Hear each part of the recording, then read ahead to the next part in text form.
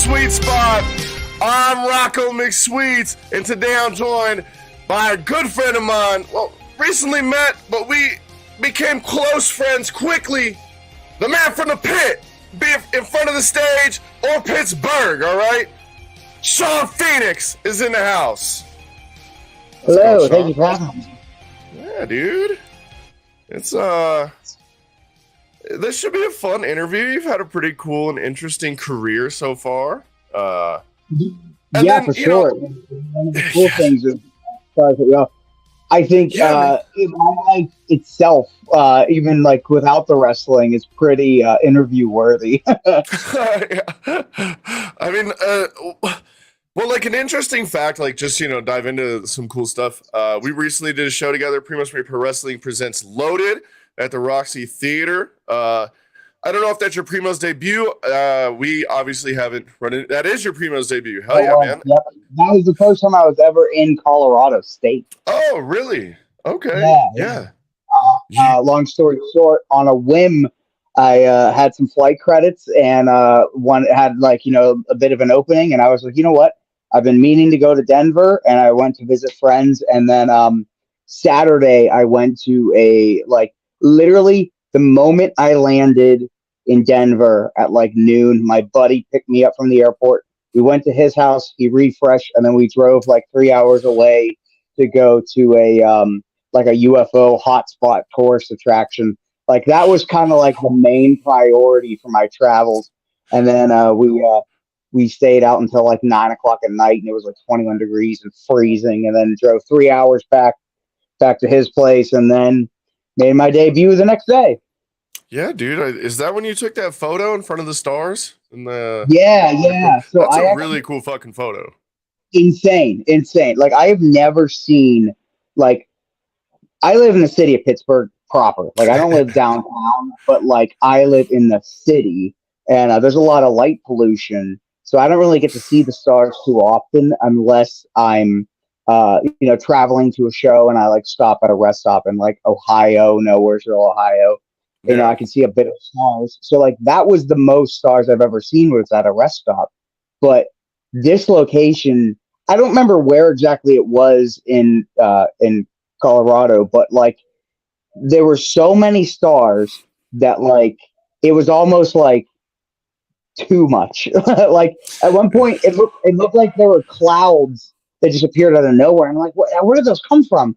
And then I realized that it was space dust that you see in the Milky Way pictures. Yeah. I have never seen that before. It was beautiful. And my buddy was trying to do long exposure, and he was getting pictures of the sky. And I was like, hey, do you mind if we do a little pseudo photo op real quick and see how this turns out? And we gave it a go. I was like, oh, that's so cool.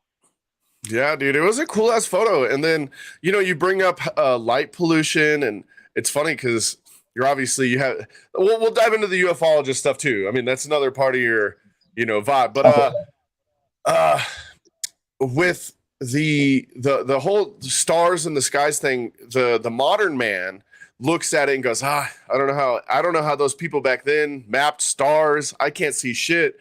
And they cut out the light pollution immediately. If you get rid of that and you take away light pollution, it's just like candles and us back in the day, humans, the sky is filled with stars we don't see today, And the thing is, they also really didn't have anything else other than stories and hunting and gathering. So really, all they had to view and dream about were the stars at night. And I would imagine that back then the night sky was way more important to them than we realized. Man.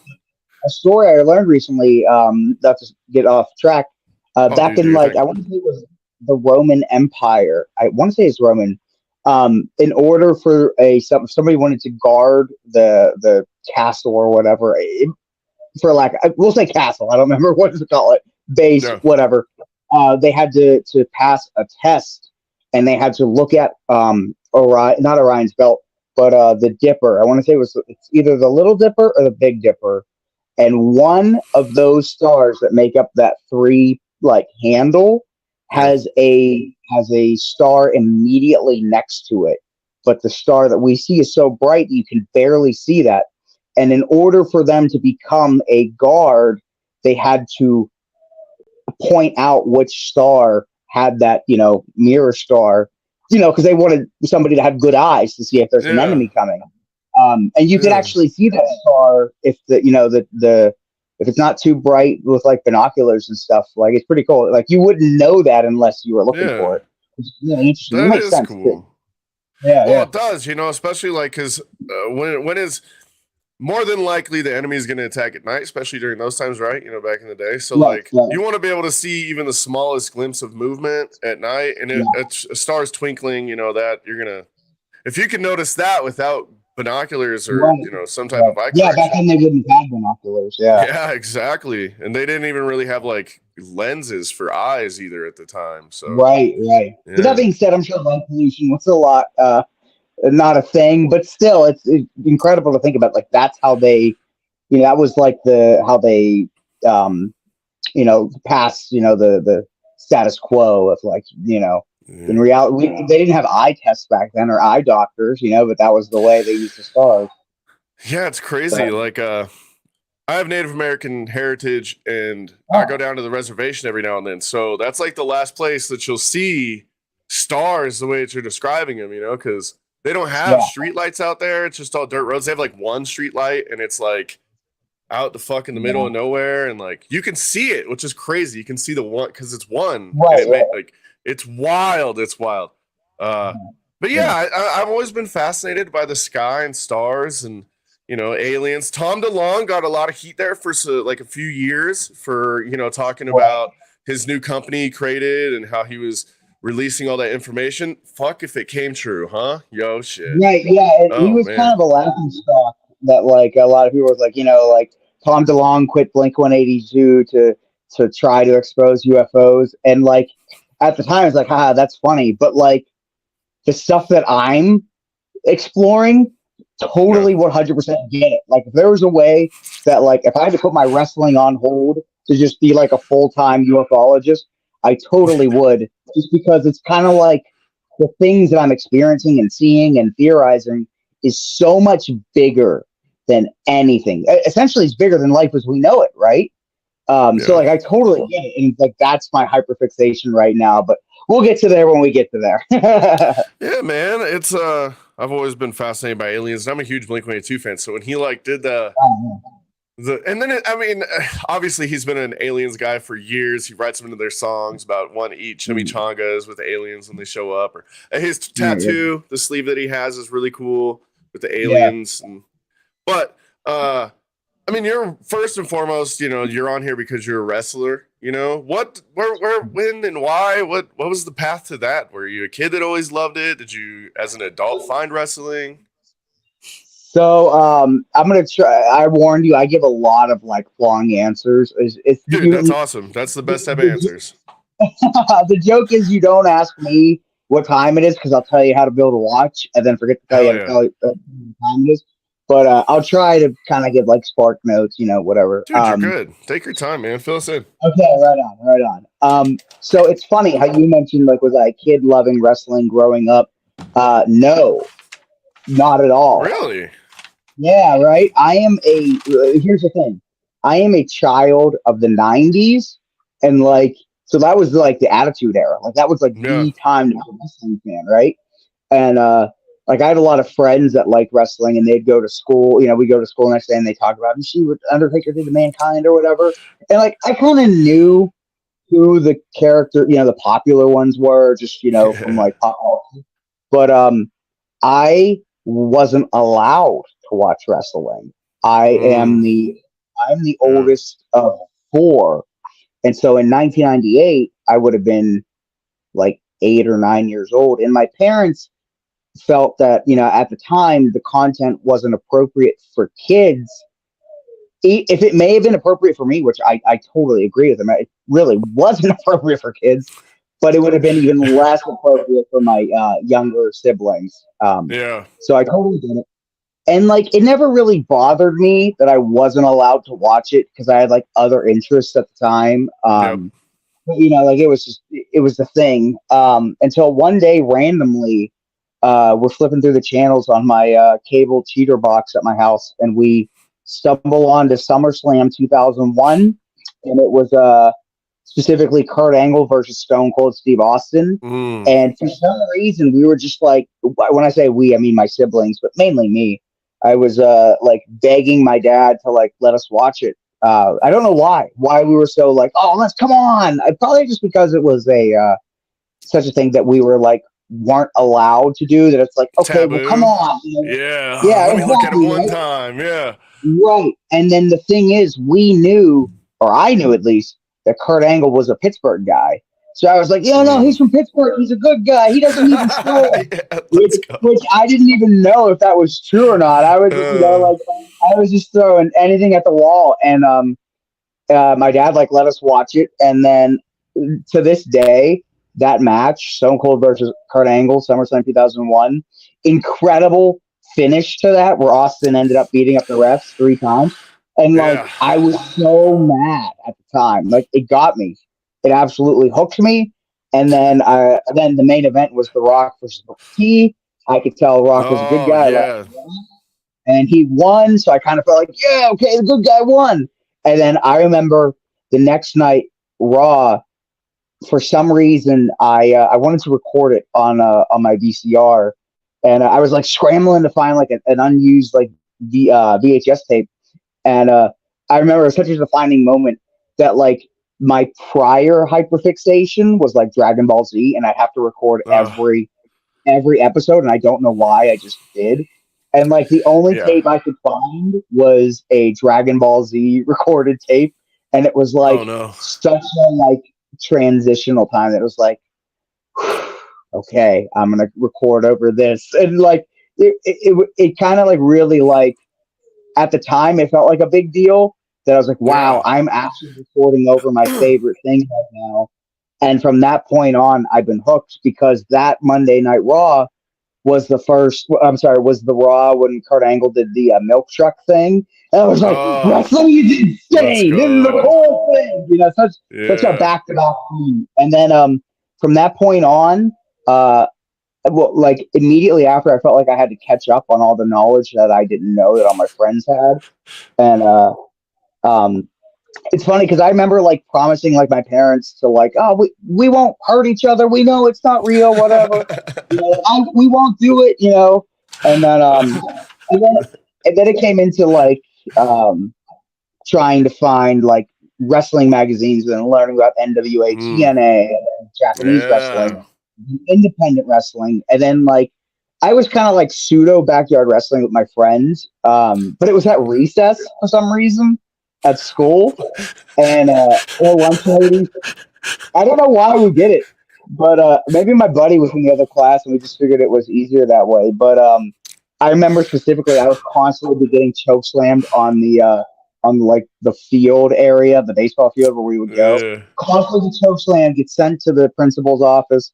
And meanwhile, I'm taking bumps at 10 years old on the ground for no Yo. reason, right? Mm. And eventually, it ended up turning into like playing the backyard wrestling video game on Saturday night, and then Sunday we would set up like plywood tables and slam each other through them. And this was also when like Jackass was big, so we had like little Yeah. cameras that we had previously purchased to take to the skate park, but now we were like, you know, this tape is for skating, this tape is for our Jackass crew stuff. And Yeah. then I transitioned to trampoline wrestling, and then I went to my first indie show, my local indie show, and saw M Dog 20 and Josh Prohibition were on the card, Let's go. and I was like, oh my god, they're real people. These are kids. These are dudes from the wrestling video game. They're real. They were backyard wrestling. Now they're pro. We can do it too. And Yeah, like man. now I have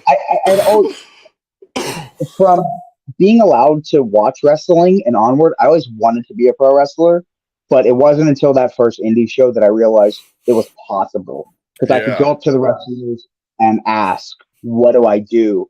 You know that barrier, you know, between me and the ring got a lot smaller, and from that point on, it was just a matter of time for when I did it. So very interesting way to get into it. I think I think depriving me of it for so long, Yeah. only made the session way more intense. Yeah. It's funny because there's quite a few of my friends that have like a very similar story where they weren't allowed. And then Yeah. they kind of, like you said, they grow up with it. Like they're like, I didn't really need it. It's not like Right. they liked it and then they were told not to like it. They just weren't ever allowed to watch Right. it. So they never ever saw it. Yeah. So then they get to a point where they see something, right? I have a lot of friends who saw like Randy Orton do the RKO to Seidel when he does the shooting Oh, star. right, right, And right. and they're like, that was my moment. That was the moment that I was like, oh, this shit's fucking cool as fuck, you know? And it's not just Right, Hulk Hogan dropping a leg like when we were a kid. right. Who was once you started to like follow wrestling, who were some of the dudes you followed the most, you know? Well, at the time, like when it was just WWF, it was during the Alliance period. So I always liked the WWF guys, but then once I Oh yeah. started to get a little bit more smartened up to wrestling, I really liked CM Punk, AJ Styles, and I knew Raven from WWF, but then when he was in Yeah. NWA TNA, I was like, oh my god, I know him! Like Yo, I liked. serotonin, let's go, baby. Well, this would have been before that. This would have been the what was it, the new church, or was it Oh Ravens yeah. Gathering, something like that. It was CM Punk and Julio De Niro. Like this was before the six Yeah, sided yeah. ring. Yep. Yep. um Yep. but and I like the Hardy Boys. What was the name of that team? I'm gonna look real quick. I Keep think going. it was I think it was the new, no, it wasn't the new church. Was it the Gathering? No, I don't remember. But yeah, so like i I really like those The guys. Gathering, you called it. And Yep, it's the Gathering. okay, cool. Yeah, Ravens Gathering.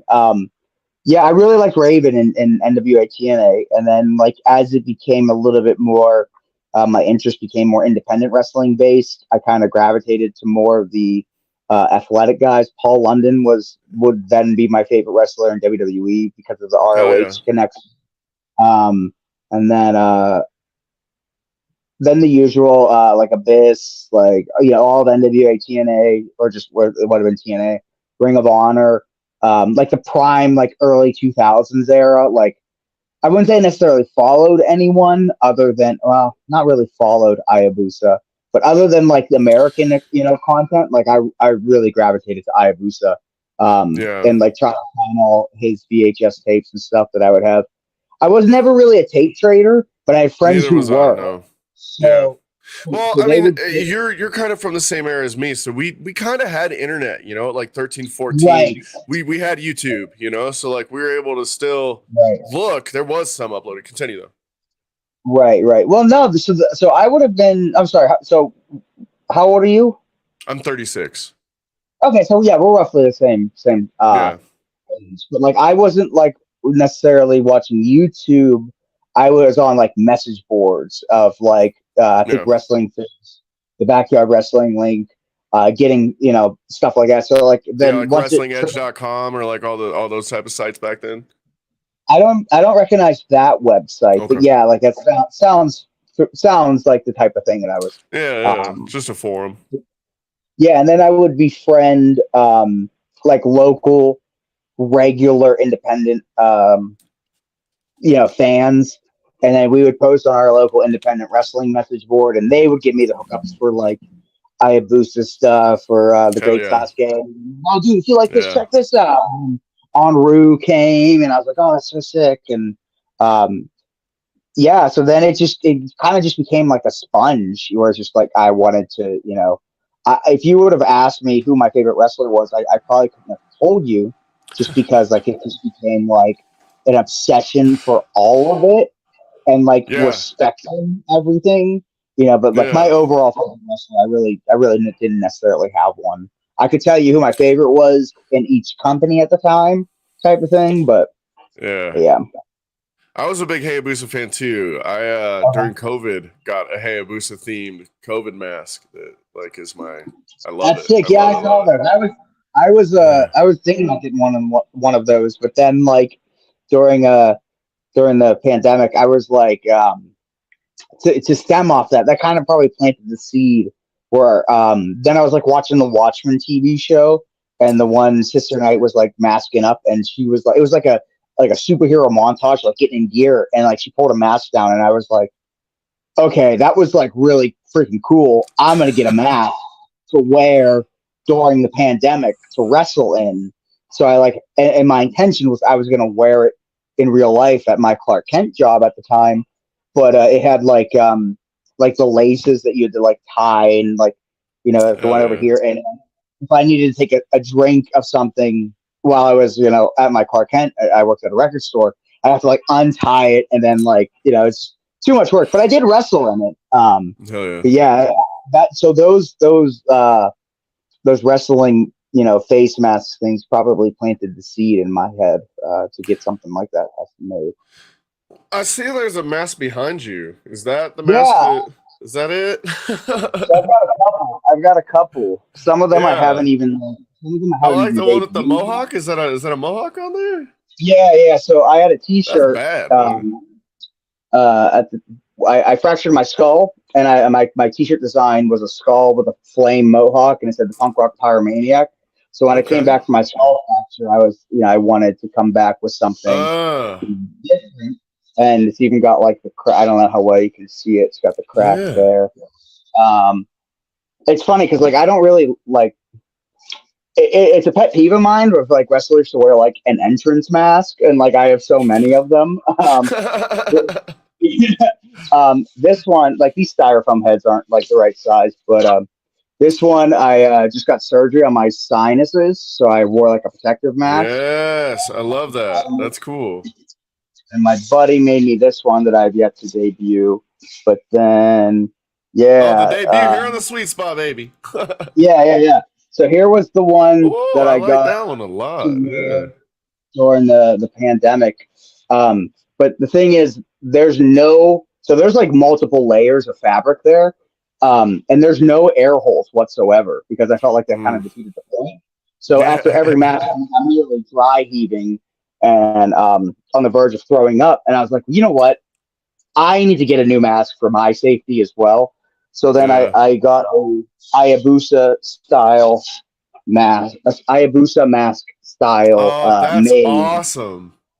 But then Yo, by the that's really time fucking cool. I really like it, but here's the thing: by the time it was finished and I received it, the mask mandate ended. So I was like, well, don't know when I'm gonna do that. But then, so I was like, you know what? May as well go full on, and I got like Hayabusa style gear made, so I Hell yeah. wear that. So I usually breathe fire in my entrance, and I was like, well, you know what? Oh, If I know I can't breathe fire in my entrance, I'll wear that mask because there's like no mouth, so at least it like yeah. gives the illusion of that's why I didn't breathe the fire, but in reality it's because I'm not allowed in the building. So Yeah. I wear that gear whenever I can't breathe fire. But Are you I can you no keep going, I'm keep going. sorry. Sorry. No, continue. I would have. I was supposed to breathe fire at a Primos, but then I found out that I was playing a villain, and I was like, well, I don't like to breathe fire from a villain because that's more of a. Even though I came out like as a baby face, Yeah. um, and then also like flying with the flammable liquid, I didn't know about the legalities of that. So maybe next time. Oh yeah, I don't know. I'm sure we could have figured something out getting, the something here in Colorado to breathe fire. I don't know Right. what fluid you use. Obviously, I've never ever breathed fire myself. That's something a That's little so beyond me. surprising. Most people have. Yeah, I No, I'm know. just That's what I'm joking. saying. Like everyone, yeah, usually everyone has, but me, I'm such a good boy. I'm such a good boy. That seems to be on one of the more tame things that you've done, though. Let's be honest. Breathing fire is not hanging from hooks from the Correct. ceiling, which you also dabble in. Correct. I don't know if it's the right terminology to call that like sideshow stuff or like Yeah. freak show. Yeah, I would say like it's from the freak show culture, but the Okay. proper term would be flesh suspension or Okay. flesh as well. Um, I was actually so there's a band in my area that like they're it's like super DIY. Like they had like their touring like their van and like the band name was like spray painted along the side. And I Yeah. was like, I would see it all the time. Like, I gotta check them out. Like, I dig that. And then it wasn't until I saw the Jerry Only Misfits play. They opened for them, and I was like, oh my god, that's the band that I keep seeing their band. And like, I don't. When it comes to like opening bands, I don't know the words, so I want to be entertained. And this Yeah. band, Only Flesh, knocked it out of the park. Oh They yeah. like they would like spray like silly string into the crowd. They like dropped balloons. They did flesh pulls like guitar player to guitar player, and then they capped it off with fire breathing. And I was like, all right, well I'm totally sold on the fire breathing, and this is such a cool experience. Yeah. Then I ended up becoming a fan of the band and would go see them and then leave before the main act. I did that a Yeah. couple times. But then like we ended up becoming good friends, and the one mask that I said my friend made for me, the lead singer of the band made it for me. But he's a professional body piercer, and how he got into flesh suspending, I don't know. But there's like the band Only Flesh slash the suspension team Only Flesh. So I'm kind of so to dial back, there was a time where I was like taking time off from wrestling for my mental health, and I was like, Yeah. like I want to do something because I've been just kind of like sitting on the sideline, and like it's been on my mind for a while to give it a shot. And because the guitar player, I gave him a ride one day, and I was like, "What's the appeal?" And he said that it's gives him a natural high that he can't feel anyway else. And I'm me being straight edge since I claimed edge when I was 14. I'm 32 now. I was like, well, I can't comprehend that. What does a high feel like? So it was kind of like something that planted in my head. When the time is right, maybe I'll give it a go. And I had a little bit of extra cash, and I asked my buddy, like, "Hey, can we do like something like maybe give it a go and do like a photo shoot?" And I'll like wear my wrestling gear because at that point I wanted content. I hadn't been putting Yeah. anything out on Instagram or anything like that. So I did a photo, like I did the suspension, and I was suspended for about 15 minutes, give or take.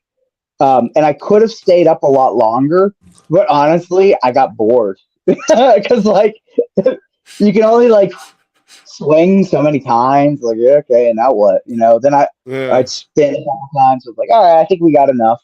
And then after that, apparently, I did such a phenomenal job doing that that my buddy Ravina, the lead singer and the main guy, asked me to join their team. And I was Oh like, yeah. well, I don't know if I can really afford to join the team. And he was like, well, no, like whenever we're doing like a production or anything, like, if you're available, you just do it. And the next month was at a tattoo convention. And Mm. I went up. It wasn't like as high, but like it was in a room of like 300 people. It was like really cool because it was, it's funny because I see all these eyes looking at me and they're not Yeah. making any sound. So pro wrestler in me is like, come on, let me hear you, right? And then like they started clapping and cheering, and then they went right back to. And I was like, "Ooh, that was weird. I didn't like that. Like I thought I had them, and then like, but I get it. It's a whole completely, a lot of people haven't seen Yeah. anything like that. Yeah. And then we ended up doing it a couple more times, and then doing some flesh pulls. Sometimes like there was a another, the annual tattoo convention. They were only like doing sideshow stuff where like my buddy and his wife, like they do like laying on a bed of nails, and she like puts a cinder block on his chest and breaks it and stuff like that. Yeah. Where Yeah. I'm looking into learning how to do more stuff like that, but all I can do is flesh pulling on stage. So All yeah, I like can do, all I can do is flesh pull. He says, you, sir, I would lay on a bed of nails and get hit with a cinder block before I pierced my whole back like that, brother. That's crazy. Keep going. Yeah. well, like I think to myself, like, what can I do? And let me once again dial it back. I taught myself how to breathe fire when I was backyard wrestling because whenever I was backyard wrestling, I don't even like to say backyard wrestling. It was more so like underground wrestling. Like we were like having matches that were like really good matches, and like we would try to have like the best show possible. Yeah. Pittsburgh would host the show one weekend, and then the next month Ohio would host the show, then Indiana. So I'm like traveling across Fuck state lines. Indiana. Sorry. um, so my I knew I was going to go pro, and my mentality was anything I did in the backyard was kind of in preparation. So like if I could get my friends to react to what I was doing, wrestling or entrance, then chances are a crowd that, paying customers Yeah, would probably react as well. So I taught myself how to breathe fire for wrestling. that's So crazy. I would like to look into learning how to do more fire acts for the sideshow, Yeah, but not every venue is okay with any fire. So I'm I sure don't. you've heard of Zodiac, right? The wrestler Uh, Zodiac. no, I've heard of the killer, No. but no. Yeah, Zodiac the Killer. Oh yeah, yeah. Well, Zodiac's a wrestler from Indiana, and he does a fire thing. You should check him out. You guys would make a good team actually, because he's really big. Interesting. Then you have the speedy And, side of things, like, and he's just a huh, monster. But when he that's walks to the ring, he carries like a metal plate that's on fire in his hand. cool. And after shows, he'll have blisters and shit on his fingers. And he's like, "Yeah, it's part of the act." And you're like, "Yeah, oh, you're crazy." Right. But Um, the fire thing, like that's man, that's such a wild, especially like at a venue like the Roxy. Is it even right. possible Yeah. somewhere like that where the ceiling's so low? It depends. Like I always have to like inspect the venue, like when I get Oh yeah, there and evaluate it. I admittedly it's been what, a week and a half now, so I don't remember how low the ceiling was. If yeah. I'm there, then I can evaluate it. But it's kind of like a day by day thing. There was one time I actually knock on wood, I've never been seriously burned. But there was one time I did the fire. It was outdoors at an outdoor show, and it was right by the Ohio River. It was like a fair, and it Oh yeah. was really windy, and I really should have been smarter than this. I We were entering from the back of a U-Haul truck, and I had my fire torch, and I climbed up on top of the truck, and then breathed the fire. And I guess maybe because of the elevation of just being on top of that U-Haul truck, it was windier up there than I realized. So I did the first breath, and then the wind kind of blew it back towards my face, and I kind of went, Ah. I like Oh gasped, no, and no, no, no. and then I inhaled Ah. the fluid, and then wrestled the match. Well, then, like, if Did you you burn your lungs? I have to interrupt you. I'm sorry. Did you burn your lungs? not technically, Okay. however, I did get really messed up. Before the match started, so you could even hear it on my footage that like with every inhale that I'm doing, just like in the ring, I'm like choking, and I can't convey that to my opponent. Like it's like a, and I didn't know what was going on. Well, fast forward, I'm at a buddy's party. It's like 8 o'clock at night, and I feel my chest starting to get tight. I'm like, I don't know what's going on. Like this is weird. I'm straight edge. I don't smoke, so I don't even recognize any sort of lung issues. Well, then later in the night, I'm like waking up throughout the night with a cold sweat, and then at like 6 in the morning, I'm throwing up in the toilet. And then I had a booking that day out 4 hours away, and my buddy was driving, and my then girlfriend drove me to his house, and literally we had to pull over so I could throw up on the side of the road. And I didn't realize that there's this young, like probably early 40s couple walking at like 7 in the morning with their dog, watching me throw up on the side of the road in this nice town, very like where all the doctors live in Pittsburgh, like really Yeah. nice houses.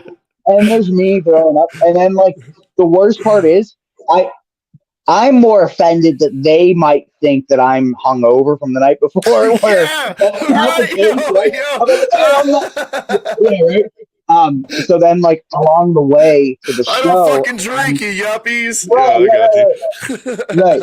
On the way to the show, I realized that I'm getting a fever. I'm sweating bullets, and I was like, it's at this point, it's hurting to breathe. So I pulled Yeah. out of the booking literally on the way to the show. Excuse me. And then my buddies wrestled. There was two of them. They wrestled each other. As soon as their match was done, I went straight to the hospital, and Yeah. it turned out I was diagnosed with pneumonia because I had fluid in my lungs. Here's the thing: that fluid was literal poison, Ah, and the hospital, they didn't know what to do because there's no. I guess it was out like the countryside of PA, not the best hospital, but they didn't know what to yeah. do. So they're pumping me full of IVs and they're giving me Z-Packs just to bring my fever down because I can't leave the hospital until my fever breaks. And then, once I get out of there, then we can figure out what to do. And Yeah. then I want to say I missed the show completely. We ended up leaving at like 8 o'clock at night, and I was really bummed because one of my favorite bands were playing in Pittsburgh, and I was hoping to make it in time, but needless to say, I didn't make it. Then I had to go see a pulmonary doctor, and I was on bed rest for 2 weeks just by how bad I feel like. It's not that I burned my lungs with the flames; I poisoned my lungs. Yeah. And the best way to explain it, when I said it hurt to breathe, I also couldn't breathe. Like if you think of a balloon and blowing up a balloon, how wide it gets, that's what our Yeah. lungs are supposed to do with every breath. Mine would be like if you just had a mouthful of air and blew into a balloon and just kind of like, you know, you Yeah. could see there was one, but didn't inflate. So I could feel that my lungs weren't expanding and it hurt. Yeah, it was a bad time. So I have a because of very that, similar situation. Yeah. I understand you, yeah. brother. No, I'm just saying, like, I understand that situation. I've been there where it's like low oxygen and you're like, what the fuck, man? Like, Right. work. Yeah, that Right. sucks. Um, yeah, so I don't tell people what I use for fuel. I don't teach them just because I know how messed up it made me. God Yeah. forbid if I want to ever teach someone how to do that and something would have gone wrong, I would never be able to forgive myself. Sorry, I just realized I never plugged my phone back in. I'm watching my battery go. Yeah, so like a lot of kids come up to me because now I have ways to do the fire breathing where you don't know I'm gonna breathe fire. Like Yeah. it's not like an obvious thing. Like I just do it. It's a really cool like magic trick I like to say. Because I don't always come out with the torch. Yeah. Um, so I'll have kids come up to me at intermission and be like, "How'd you do that?" And I've just gotten in the habit of saying, magician never reveals the secrets, and Yeah. that I would definitely don't recommend doing it. So now because of that, I've learned if a promoter's asking me, hey, this show's outside, can you do the fire? I honestly tell them like, can't guarantee that because if it's Yeah. windy, I can't put myself at risk. But yeah. So what was the question? I think we were just talking in general about just fire, Oh, the flesh is spending. The flesh is yeah, if we spending. started flesh suspending, but then we kind of went Then into freak show, right, the right, right. fire breathing and stuff. Yeah. But man, like I said, it's you know, and with the you kind of brought up how you'd done the flesh suspension outside of wrestling. That was something that you kind of went outside of wrestling. And I mean, Yeah, I've had a and few experiences where I see, I've seen people's flesh suspend, and tattoo conventions usually is like kind of a yeah, hotbed for stuff like that. I yeah, don't know if you've ever heard of I forget what his name is. I think he's called the Enigma, and he's like covered in puzzle pieces, head to toe, tattooed in no, puzzle pieces. You should check him out. no. He's pretty crazy too. Yeah, Wild, wild I just individual. reminded myself. It's funny that like because of flesh suspension, every time that I've done it, I've never felt that high that I was told that I would feel. But um, but what I get from it, it's a cool way to perform without abusing my body in the sense that it's really going to affect me later. Like Yeah. actually, no lie, last night, actually, well, 2 days ago, I pulled something in my back because I have a disabled dog and I was carrying him. And I guess when I was setting him down, I pulled something in my back and I think that threw off, my spine because then the area where your neck meets your shoulder blades was really stiff. And I woke up in the middle of the night last night and tried to stretch it.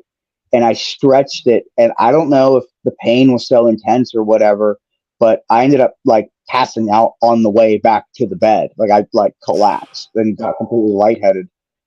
It's also possible I may have like cut off circulation, but that stiffness, that soreness is, what I get for being involved with wrestling since I was 10, Yo.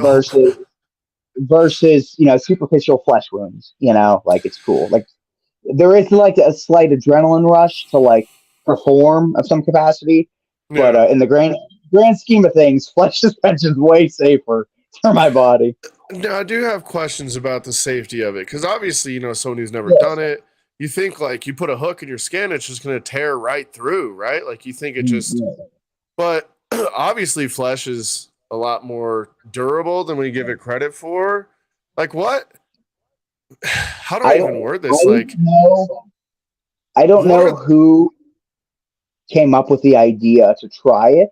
I don't know the history Yeah, of it, but because I've seen the band and the sideshow Only Flesh so many times that I trust them with my life, essentially. yeah, yeah, Um, so like when they said, "Oh, you're going to do a flesh pull," this one day, and like my buddy is like significantly bigger than me, like a big body, and we're going to do like a tug of war. I'm like, is that the video oh my that you sent god, me?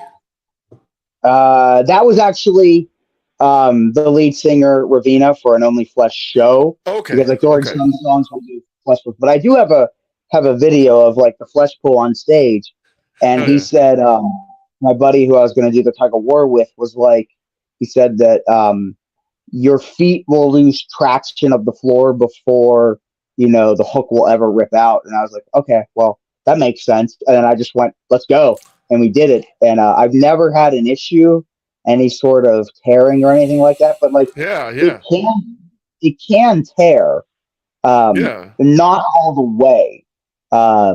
There was so my buddy's wife does it as well, and there was one time where I don't know what position she did, but she had to cut her performance short because she said that she was tearing. I want to say it was her legs or something, and like it started ripping a little bit, so they called it, so she ended her session. But yeah. I've never had an issue with it. Knock on wood. I've Yo, I'm done telling my you. I've done my shoulder blades.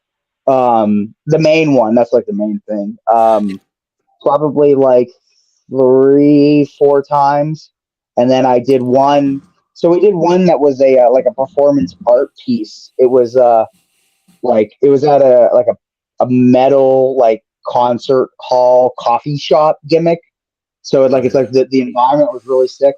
And yeah, what it was like it was called the Beast in the Woods, and like there was like decorations and stuff, but like all the dudes dressed up like wolves, and we had like face masks with teeth and like like a headpiece, and all the yeah. chicks dressed up like a gothic Little Red Riding Hood.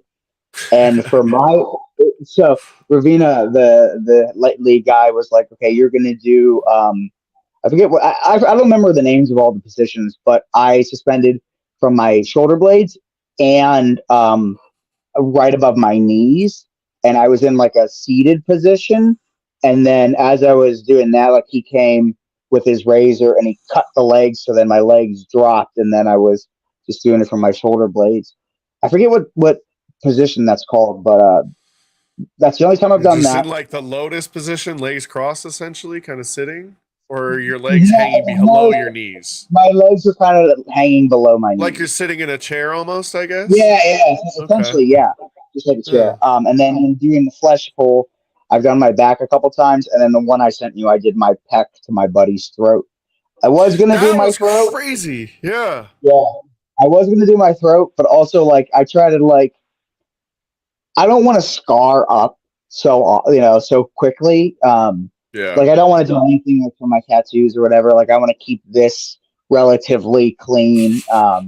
Just for like other things that like if I start coming home with my neck all scarred up, we might have some issues. But Yeah. I don't think that'll look so well in a professional setting either. You know what I'm saying? exactly, yeah, exactly. Like, you picking up what I'm putting down?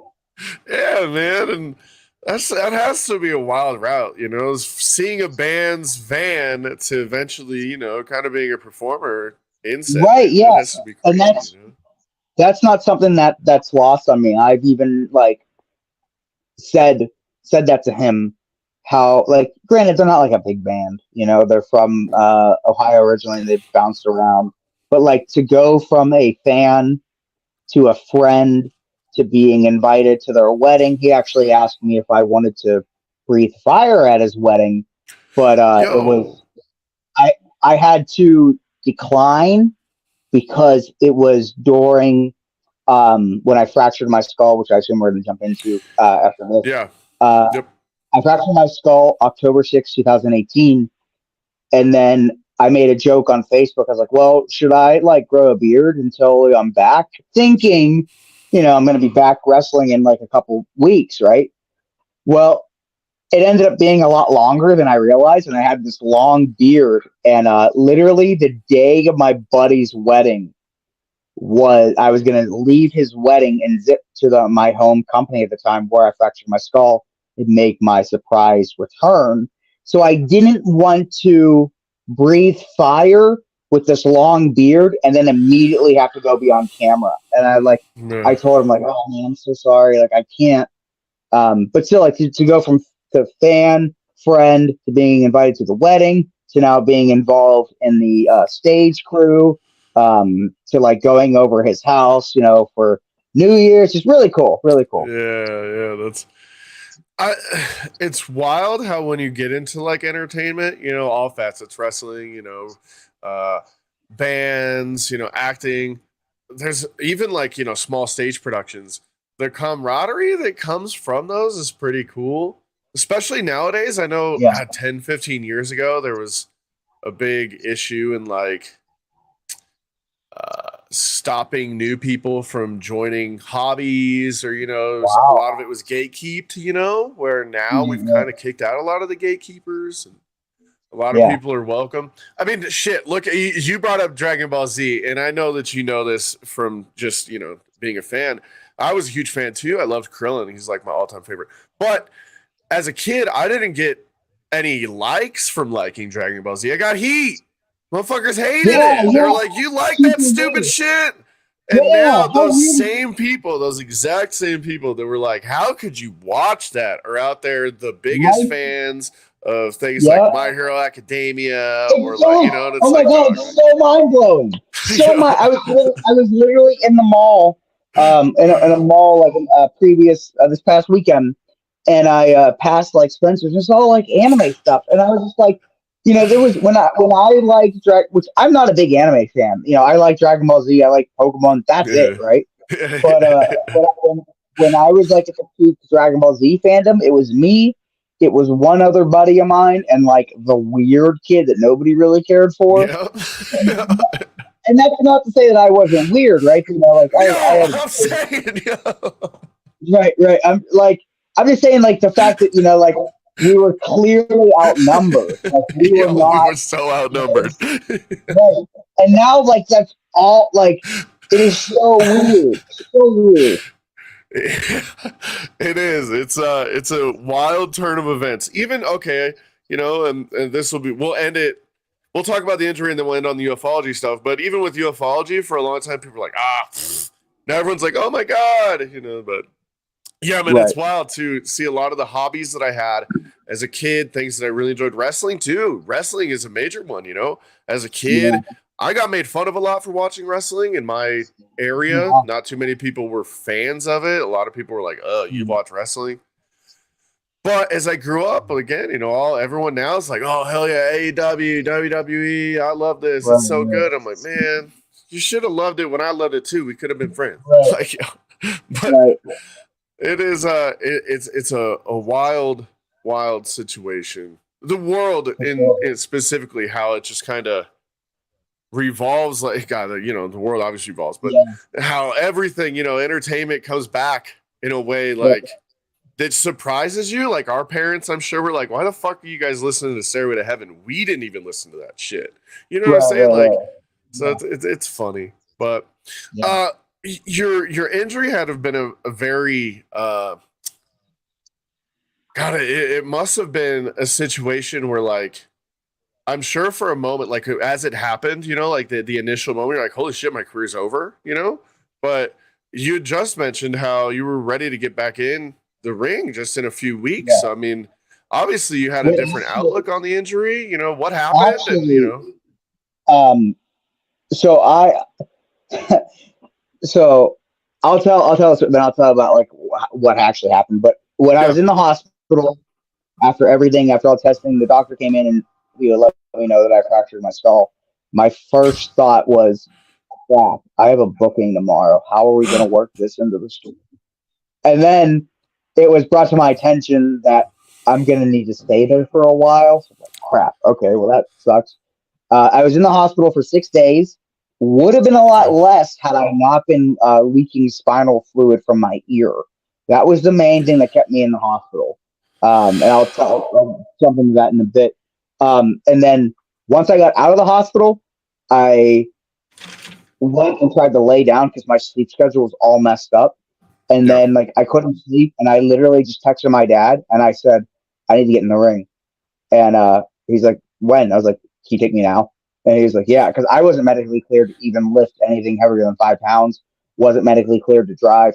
So he drove me about like 15 minutes away to the practice ring, and I was let in. And just to get in it was a big thing, um, because I was worried that I would be afraid to get in it. You know, like the longer I didn't Right? get in it, the more anxiety I would have. So I was like, Huh. let's get on this horse immediately, as soon as I can. Um, and even that was a bit iffy because I still have balance issues to this day, not as Yeah. bad, but that's another reason why I was in the hospital as long as I was, because of the spinal fluid. I had to essentially learn how to walk again, but I couldn't do that because of how they were treating the spinal fluid issue. Once I finally got, everything good to go, then I was like, okay, well, now we can see if you can be, self-sustaining and learning how to walk on my own. Am I Yeah. safe? Am I a fall risk or whatever? But long story short, I was brought into a company because the one kid's tag team partner went missing. And then when his tag team partner came back a couple months later, he turned heel on him and brought in monsters, right? So now Yeah. the betrayed hero is now trying to find a new tag team partner to take out these monsters. And every time he would do that, these monsters would take out that friend, that new recruit. Coincidentally, I had history with these guys, with these heels. Like we had wrestled in several different companies, and it was just kind of widely known that they're the Joker to my Batman and vice versa. So I was like, well, it makes sense for Phoenix to come in here to this company and do it. So I came in as a surprise, which was really cool because that was the company that I grew up at, the front row, Yeah. 14 years old. That was a big moment for me. That's Um, dope. yeah, it was really cool. So then I, had the first, appearance in like August, September. I did a singles match, and then come October, I realized I couldn't make the November and December show. So I Hmm. told the promoter like, "Hey, I'm already booked for these shows," and he was like, "Well, that actually works out perfectly because they're taking out all the replacement tag team partners, so that works for the storyline." Yeah. So the plan was, it was October 6th, 2018, that the match had ended and it was going to be chaos and yada yada yada, and my finish is the 450. So essentially, it was just showing that like what the risk I'm willing to take these monsters out. I did a 450 from the top, from the top rope to a table on the outside, and I overshot the table and smacked my head off the floor. Oh. Um, Instantly knocked myself out. Instantly, was an issue. But the plan was I was supposed to crash through the table and break my ribs and then come back a couple months later, right? So Yeah. thankfully, we already had personnel on hand waiting to come out and check on me. And I remember standing in when I lived at home, my parents' kitchen, and I was telling my mom as I was packing up, because this was in Pittsburgh, so she was coming to the show, and my parents are retired paramedics, so they worried to Oh begin with. god damn it. Oh, the But story's so good. Keep going. Yo, yeah, this um, this is a juicy steak, boy. I'll tell you.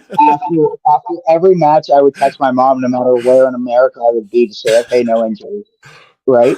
And she's coming to this show, and I remember saying like, "Hey, like this is going to be kind of rough. Like my character's getting killed off, um, but I'm going to be okay. I'll text you after."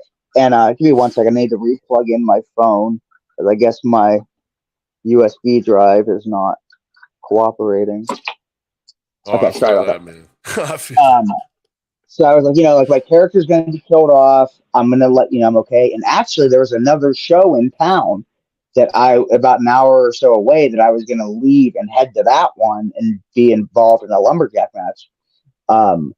But I crashed to the table, and the the whole arena got really quiet. And I know in the video it looks like there isn't a lot of people, but honest to God, this company is like one of the best in the area. And Yeah. there was probably close to like 600 people in this arena, and it got very quiet.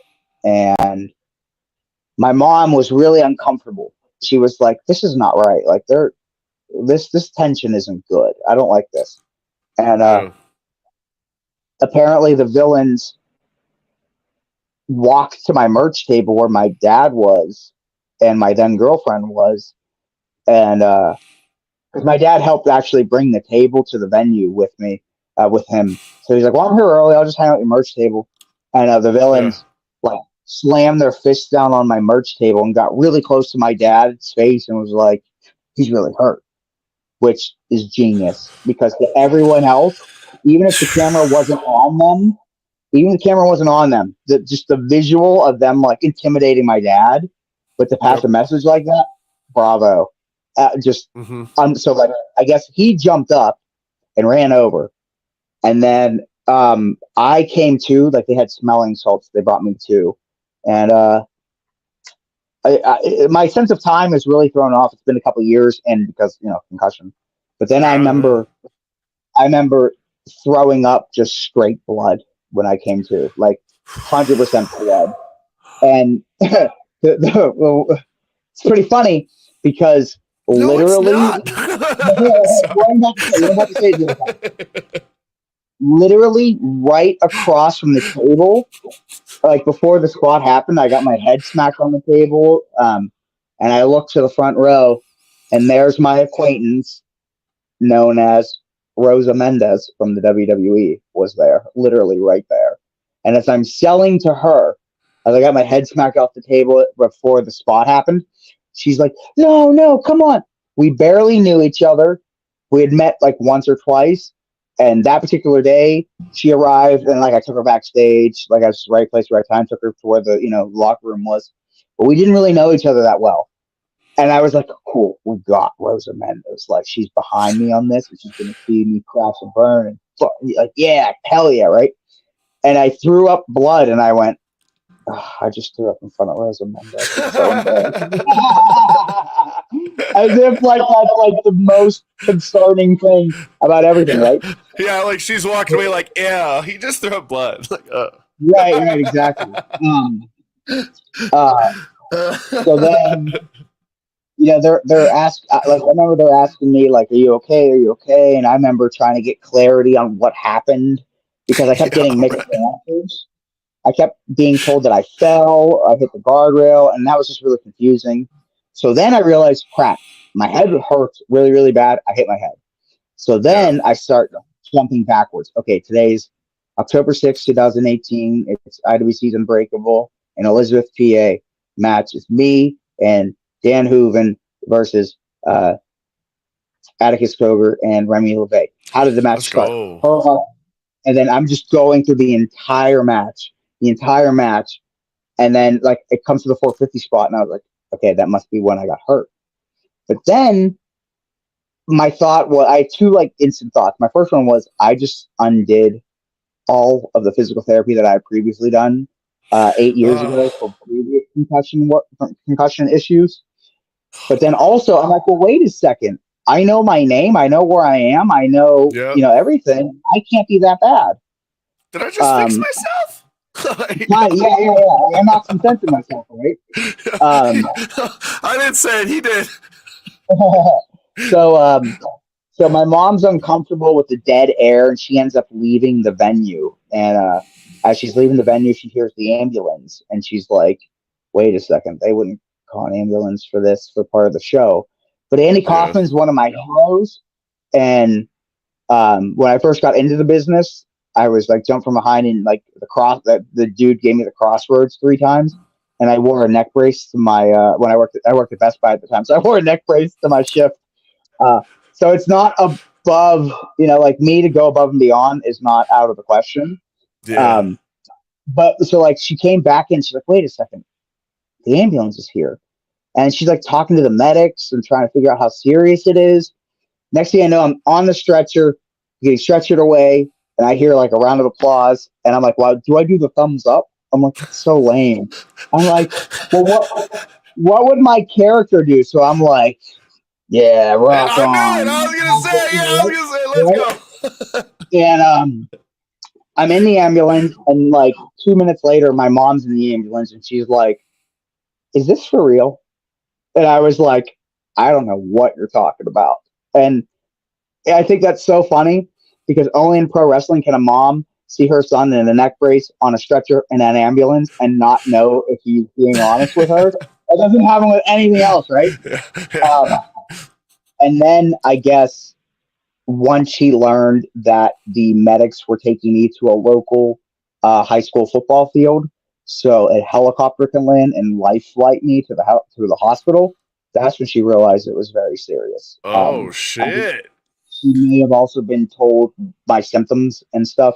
I didn't know, but I was bleeding from my ear at the time. Um, Yeah.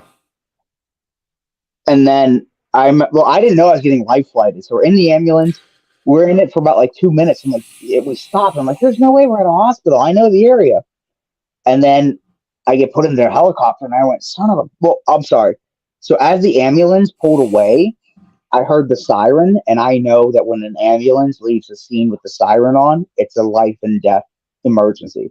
So I'm like, okay, well, that's pretty serious. And then getting put Yeah. into a helicopter, I was like, oh no, that's really, really serious. And then I'm like, crap, it's my first time in a helicopter, and I can't even look out the window. So The they take me to adrenaline the junkie hospital. kicked in. I got you. Yeah. So they took me to I got to the hospital, and it felt like it was like 3 seconds. I was also probably really in and out of consciousness because I Yeah. remember I kept wanting to, like, I was losing consciousness, and they kept saying like, "Come on, just stay with me."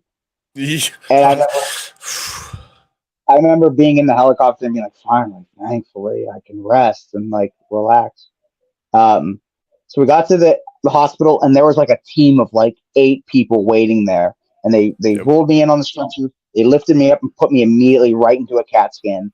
And I remember I was in it. Oh, they also were like they were gonna cut off my gear, and I was like, "Don't you dare cut off my gear! I swear I will refuse treatment if you. I can take it off. Like I just because I'm very nostalgic, and two, gear isn't cheap. So like, don't you dare ruin my gear." Um, while I'm in the CAT scan, I started getting nauseous, and I felt like I was going to throw up. And I was like, I'm going to throw up, and I'm going to choke because I'm still strapped down and I'm in the neck brace. So they slid Uh, me out, and I threw up on the floor, blood again. And then next thing I know, they're taking me to my room, and my family's already there. And then, long story short, I was told had my skull fracture, and then once my ear stopped bleeding, I started leaking spinal fluid from my ear, yeah. and Which I'm I, sure you're probably leaking spinal fluid the whole time, but because the blood was so right, viscous and fair red, point, they fair didn't point. even notice. Yeah, Yeah. great point. Um, the first night I was in the hospital, I had electrodes and stuff all over my chest. I had 2 IVs, and I'm a chest sleeper, so I'm like, this sucks. And it was if my arm bent a certain way, it would set off an alarm. So like I'd be like Yeah. really still, and then the next day they assess the spinal fluid leakage, and the next thing I know, I'm getting 8 epidurals, maybe not eight, maybe four Yeah. epidurals, and they had my family leave the room, and they closed the door. I'm like, why? And they're like, the nurses are like, this isn't going to be pleasant. So I'm like, I'm putting two and two together. I'm like, oh, they think I'm going to scream. Whatever's going to happen is going to hurt. So I'm like, I can't sell it. I can't sell it. Oh, it's this month. I can't sell. Well, because my family, Yeah, no, like, they're no, so I easy, get it, but right? still, the terminology, Yeah, brother. Instead of being like, "Oh, I shouldn't like scream," it's "I can't right. sell." Like, let's Well, fucking go. yeah, in so many words. Um, well, it turns Looking out at that the door, like, they, "Help me!" Like Ricky Morton. I yeah, see you. yeah. It turns out that they were inserting a catheter into my lower spine, and Mm. that was by far the worst pain. With A even with aiding, catheter into your spine? I've never heard of that. yeah, even with the injections to numb everything, I still felt them push it in every centimeter. Okay, Um, now just real quick, let me just what would a catheter? What is a catheter doing for your spine? so from that point on, I had to stay at a 45-degree angle even when sleeping, and the spinal fluid gravity would pull it down so it wouldn't rush to my head. So because the spinal fluid is pulling down, it's draining to stop it from leaking. If it did not stop leaking, I would have needed emergency brain surgery because essentially I had an open canal straight to my brain. Yeah, So we had to make sure once it stopped leaking, it needed to be at least a day before they can even attempt to remove it. They needed to make sure so that once they remove the catheter, then I could learn how to walk because now I'm not, on the thing. And I was out of the hospital 6 days.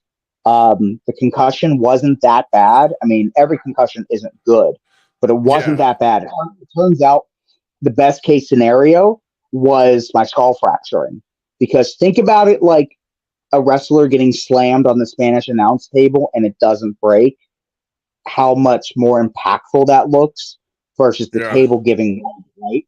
yeah. So, had my skull not fractured, my brain would have slammed onto It my would have skull. rattled. Yep. Okay. Yeah, Yep. and then it could have gotten swollen. Yeah. It may have, and had it got swollen, they would have needed to do brain surgery and take out part of my skull so it had room to breathe. But my skull's fractured, so it has room to breathe. Yeah, that's Has room to swell. crazy. Yeah, That's um, crazy. That I part right know. there, that part's fucking nuts. I didn't even like put that together because all the, it's like, okay, he would have slammed his head and all that.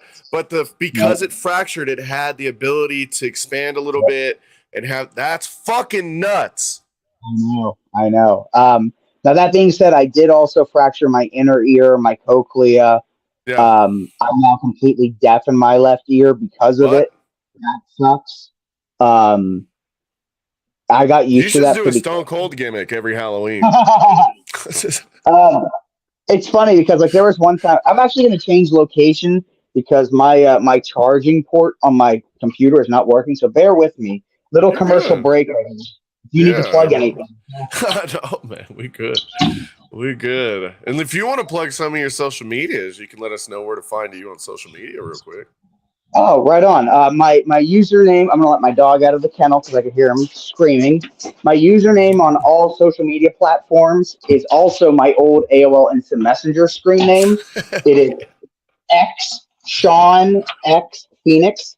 That's X before Shawn. That's X before Phoenix. A total of three X's. The third X is the X in Phoenix. Hey, stay outside. Go. Stay outside. Sorry.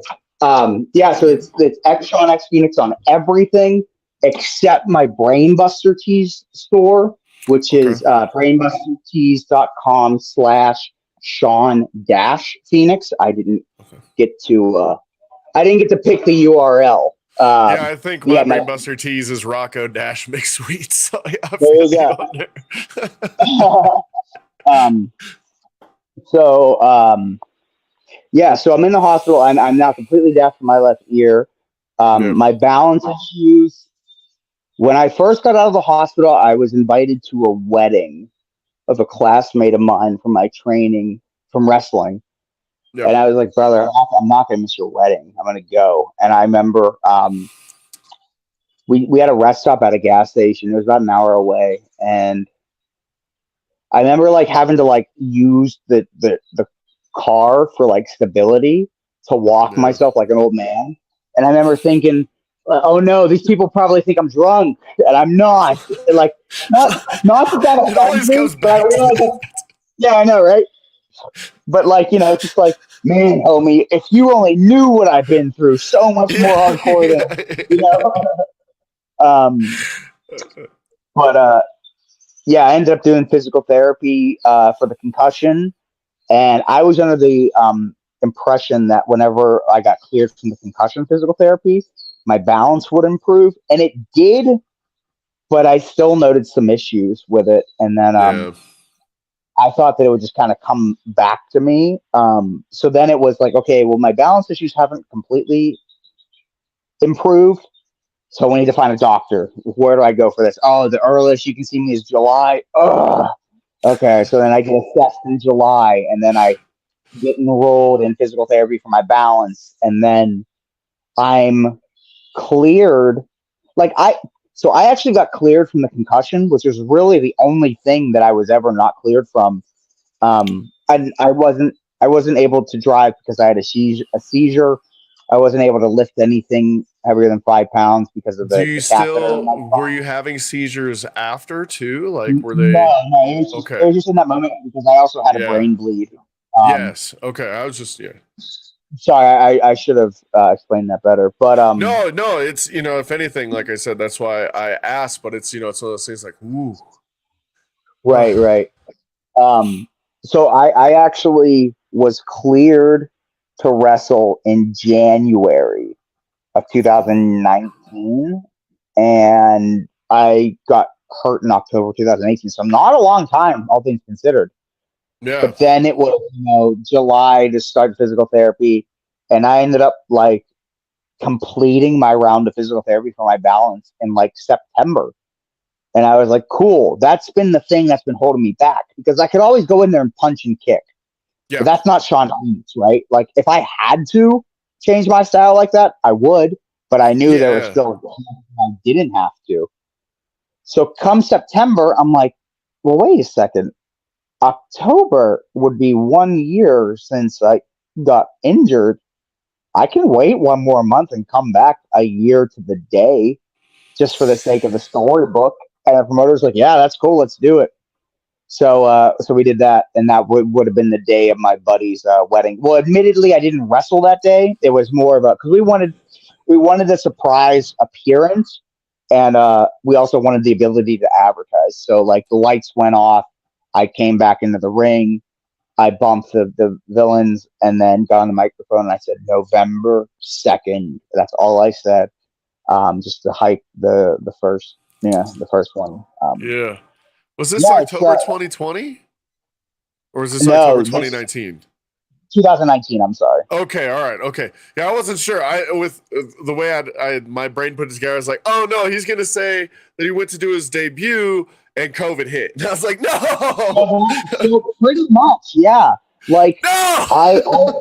I mean, like you figure, it was November, December, January. Only a couple months, and Fuck. then lockdown happened. I was like, Oh man. really How sucked. did you But handle oh your well. lockdown? What'd you do during lockdown, man? What was your how'd you handle that shit? I actually don't remember what I did because, like, I was working at a record store at the time, so I was Uh not essential. Um, yeah. I really don't know what I did to occupy my time because, like, it sucked. It was like so Yo. depressing. I, Uh, my hobbies are like, public. Like I didn't have any yeah, hobbies at the yo, time. yeah, yo. You know, um, I do, man. I do. Fuck. um, Uh, I don't really remember. And honestly, I probably just kind of blocked that part off of my life, just because of ah, how no. funny it was. And I know specifically when get that. So I have other like I don't know if I said one of my other hobbies. Like I am super passionate about like bands. Like in a sense of like my favorite bands, I love seeing concerts of my favorite bands. Like I'm front row every time, dead Hell yeah. center, having the time of my life. I love being front row at a concert so much more than wrestling. I just don't have the way to manufacture that. You know what I mean? Like I don't have. Yeah, No, yeah. it's not like I'm playing the music, right? Like I'm at the liberty of whenever the bands are in town. But Yep. I Yep. remember this particular day, March 14th, was the one company show I would wrestle, and then it was Code Orange's album release party. Oh Uh, boy, I love Code Orange. Let's go. Keep going. oh, you do? They're buddies of Yeah. mine. Really? Dude, that's Yeah, awesome. yeah. Because they're from Pittsburgh. Yeah. Um, we befriended each. It's funny. I wrestled for Blackcraft Wrestling their first show, and my buddy was always like, "Dude, you should check out Code. You really like them." Because Nine Inch Nails was my favorite band, and they were Yeah. influenced by them. And I never got around to it until they dropped Forever, and I was like, "All right, I really like this," because it was getting radio airplay back here. Yep. And at Blackcraft Wrestling, like I did my rumble, and then like there was like a balcony, and I'm on the balcony. I'm just looking at the crowd. I'm like, "There's Code right there," because I know they like wrestling. So I went down to meet them, and I was like, "Hey, like Shawn Phoenix, nice to meet you." And like they were a fan of me, and I was a fan of them. It was Let's super fucking go. freaking weird, right? Hell yeah. The Super weird. perfect fucking storm, man. Yeah, I know, it's super cool. But yeah, so it was their album release underneath.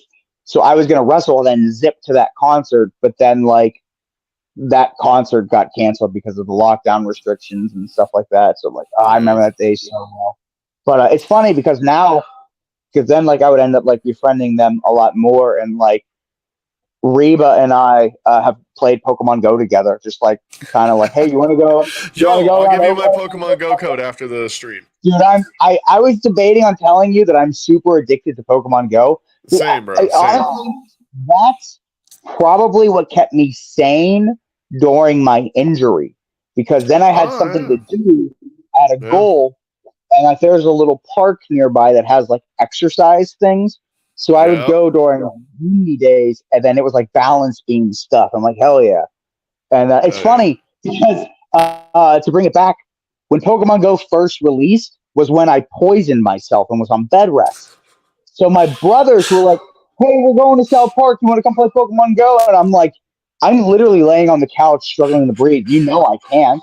And like I guess it's you could take taken my a phone while. with you. Well, I mean, it wasn't. It was just like the act of like I wanted to play, But Yeah. like it's taken the world by storm. All of my friends are playing it, and I've got total FOMO. Yeah. And then from that point on, I had to catch up and then like overcompensated, much like pro wrestling. And I've not been able to stop playing it since. But like that's probably one of like my main hobbies as well. Is like is that. And it's funny because like I'll run into people like, oh wow, people still play that, and I'm like, yeah, actually, I never stop because people Yo. like you.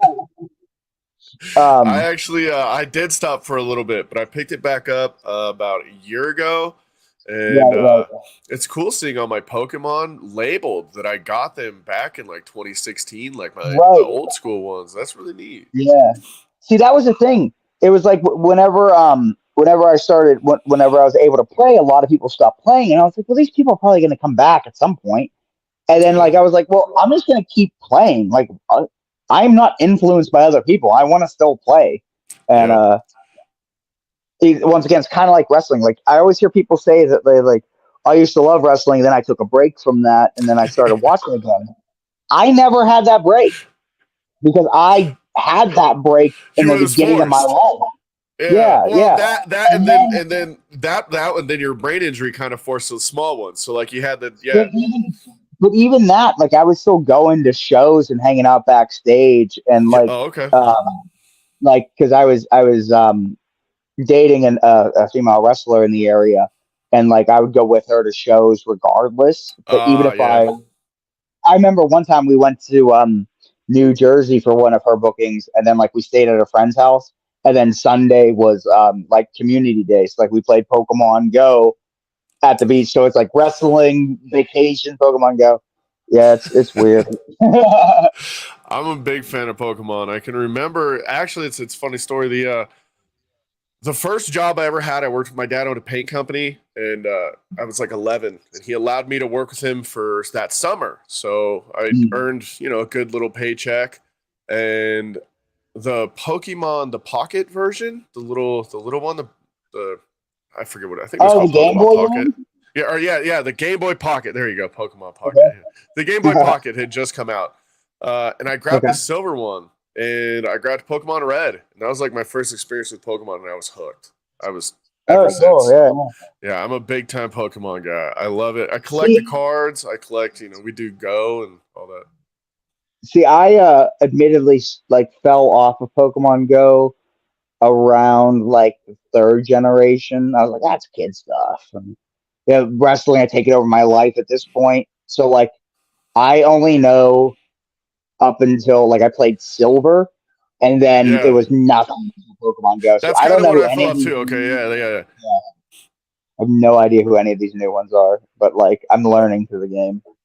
With my son being at the age that he is, where he's so into like collecting the cards and really into the game itself, I've kind of caught up with the new age stuff. Like I'm kind of Yeah. like, oh, but a lot of them, to me, I'm still the original 150. Like I'm Yeah. still a Charizard guy. Like deep down inside, like that's my dude. Like I can't. It's funny, I don't think. Do you it's funny that you who's mentioned your is Charizard your dude? because I I specifically am trying to collect the original 151 cards. Yeah, I'm a collector. I collect a lot of stupid things. And I was like, you know what? When I was a kid, I never completed the collection. I'm an adult now. I can do this. And so like if I go like to a flea market and see a good deal here and there, like I'll grab something. But then like apparently like Pokemon cards have become like really, really like rare or like really expensive, like as I'm they're a back thing into now. it. Yep. That sucks. But I digress. But I don't know if you could see oh, it. there you go. See, it's funny. I randomly purchased a Charizard card from a buddy before the Pokemon Go craze. So like I was like, I never owned this. I want to have it. Now I can buy it for like $30. So thankfully I already had that before I started the collection again. Yeah, But man. yeah, so I realize it's getting late. Let's pivot to ufology real quick. I'll Yeah, touch dude. base Yeah, on let's that. do it, man. Yeah, man. Um, I'm a big space guy so too. I love yeah, aliens. I love the but obviously, you have a background in ufology. It's something that amateur, yeah, very amateur. amateur. Well, hey, it's more than I've done. I don't think I've ever gone out and actually looked for aliens. I do have Right, a right. UFO story that we'll tell after Oh, I'm you sure. you tell Okay, okay. yours. But So, yeah, let us know, man. Ufology. so growing up, I've always been a sci-fi kid. I love Star Wars and Star Trek and Mm-hmm. stuff. And I always, just the stigma of like somebody saying they saw something. It was always like some dude with like a beer-stained tank top, like I seen one of them crafts. And I always like thought like if I ever saw something, would I tell anyone? Just because of the stigma.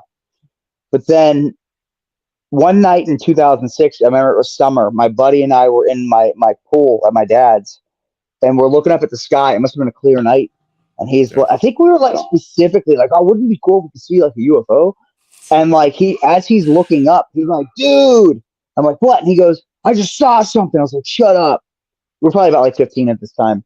And then like he's like like he's pointing out like a bright star in the sky as like a reference point. He's like, you see that star? Well, so like maybe like to the right of it, I saw like a flash that like flashed in and flashed out. And as he said that, it literally happened no more than like 2 inches away. And I was like that? And he goes, yeah, like that. And I was like, oh my God, what was that? And then, so that was the first time I saw something. And I was like, I told everyone because it was such an incredible thing. Yeah. And then the next time I saw something was in 2007. I was in Dover, PA for backyard wrestling at my buddy's house. And he's inside his house. I'm in the front seat of his Jeep. And I'm on the phone with my then girlfriend. And I'm looking at this like tree line in front of me. It's like the woods. And I see these lights, like these light ball anomalies above the trees, like Yeah. spinning on a horizontal axis. And there had to be about, I got chills not talking about this. It was so incredible. There had to be about like 5 individual light anomalies. And then one by one would zip over from the right and join. And then one would zip over from the left. And there had to be about like 10 or 12, like circling the trees. And I remember like I was on the phone and I was like, oh my God, what am I seeing? And like in a trance like state, I like got out of the Jeep and like walked to like the yard, like the where the yard ended and where the street started, just so I could just like process it with my own eyes rather than through a windshield. And then one by Yeah. one they vanished. And I'm on the phone with my girl. I'm like, I'm literally looking at something incredible right now. And then I was like, well, do I tell my buddy? Because my buddy is like really proud, like he's a proud Christian boy. Like he's just really like saving himself for marriage back then. And I was like, that can Yeah. kind of clash with somebody's religious views, but I need to tell him about this. So I don't know what he was doing, but he was in the house for a while. But he left the car on, so I don't know. Maybe it's taking longer than expected. So I went inside and I was like, Kale, I just saw something that I can't quite comprehend. And he's like, oh, the lights above the trees? We see them all the time. We don't know what they are. What? Are you kidding me? Are you kidding me that he's validating what I'm seeing and he wasn't even actively watching it? Insert John So, Travolta meme, like, yo. yeah, right, exactly. Um, and then like I would see strange things every now and then. And Yeah. one day I randomly like created a document in Microsoft Word of like writing down all my experiences, the dates if I could recall them. And I ended up misplacing that because I had an issue with my computer. I wiped my hard drive. I put everything on my external, wiped my hard drive to get my computer run faster, and then my external hard drive crashed and I lost everything. Do you still have All that hard my drive? no, it I crashed. was Um, well, if you still had it, they're able to pull the disk out and pull the data off. so so what I did was I sent away my external to a recovery process company. And it was like $600, and they weren't able to retrieve much of anything. I Oh really no! Oh, that I want stinks. to say, I may have. Well, like I've always had issues. Like as you know, I'm down here now. The plug-in port is always loose. I want to say that probably played a factor in it. It Yeah, kind of like it disconnected it, so to speak, without safely ejecting it. yeah. But I'm like, oh, yeah. And then like by happenstance, I end up like searching. I found out a buddy of mine passed away, and we had lost touch. I'm like, well, where did we lose touch? And I'm like going through our conversation, and there it is. There's that list. I was Let's like, fuck, go. yeah, awesome. And then it's funny because then I was able to like remember other things that I had seen Yeah. that I had completely forgotten about. But then, so give me one second. I'm gonna let my dog in, and he might get a little bit crazy because he's very attention deprived. Hey, it's all good. Rory, Rorschach, Rorschach, What a good name. Yo, I love it. You named him after Watch Dogs, I'm assuming? Watchman. Yeah. He's Yeah, Watchmen, yeah, Rory. Watch Dogs. Sorry. I've been playing Watch Dogs on my PC, so that's why Nice. I dig I've it. been deep into Watch Dog Legion.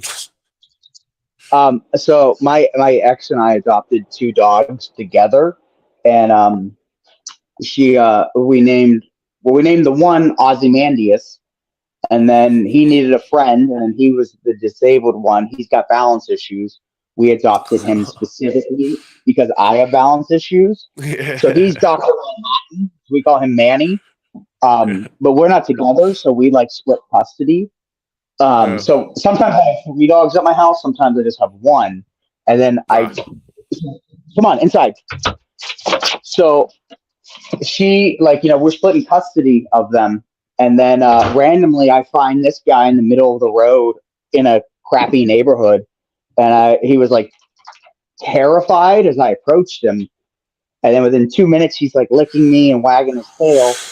And I'm like, well, I'll see if we can find your owner, buddy. And we never found his owner. So I'm like, well, I got to come up with a name for you because like he attached to me so quickly that I'm like, I can't take this dog to the pound because like I Yeah. might be the first person to ever show him love. So I was like, well, he's got to stay with the Watchman name. So I've got Ozzy, Manny, and Rory. Rory, I think he's messing with the cats. Sorry, that's gonna happen. I apologize. I No, it's promise.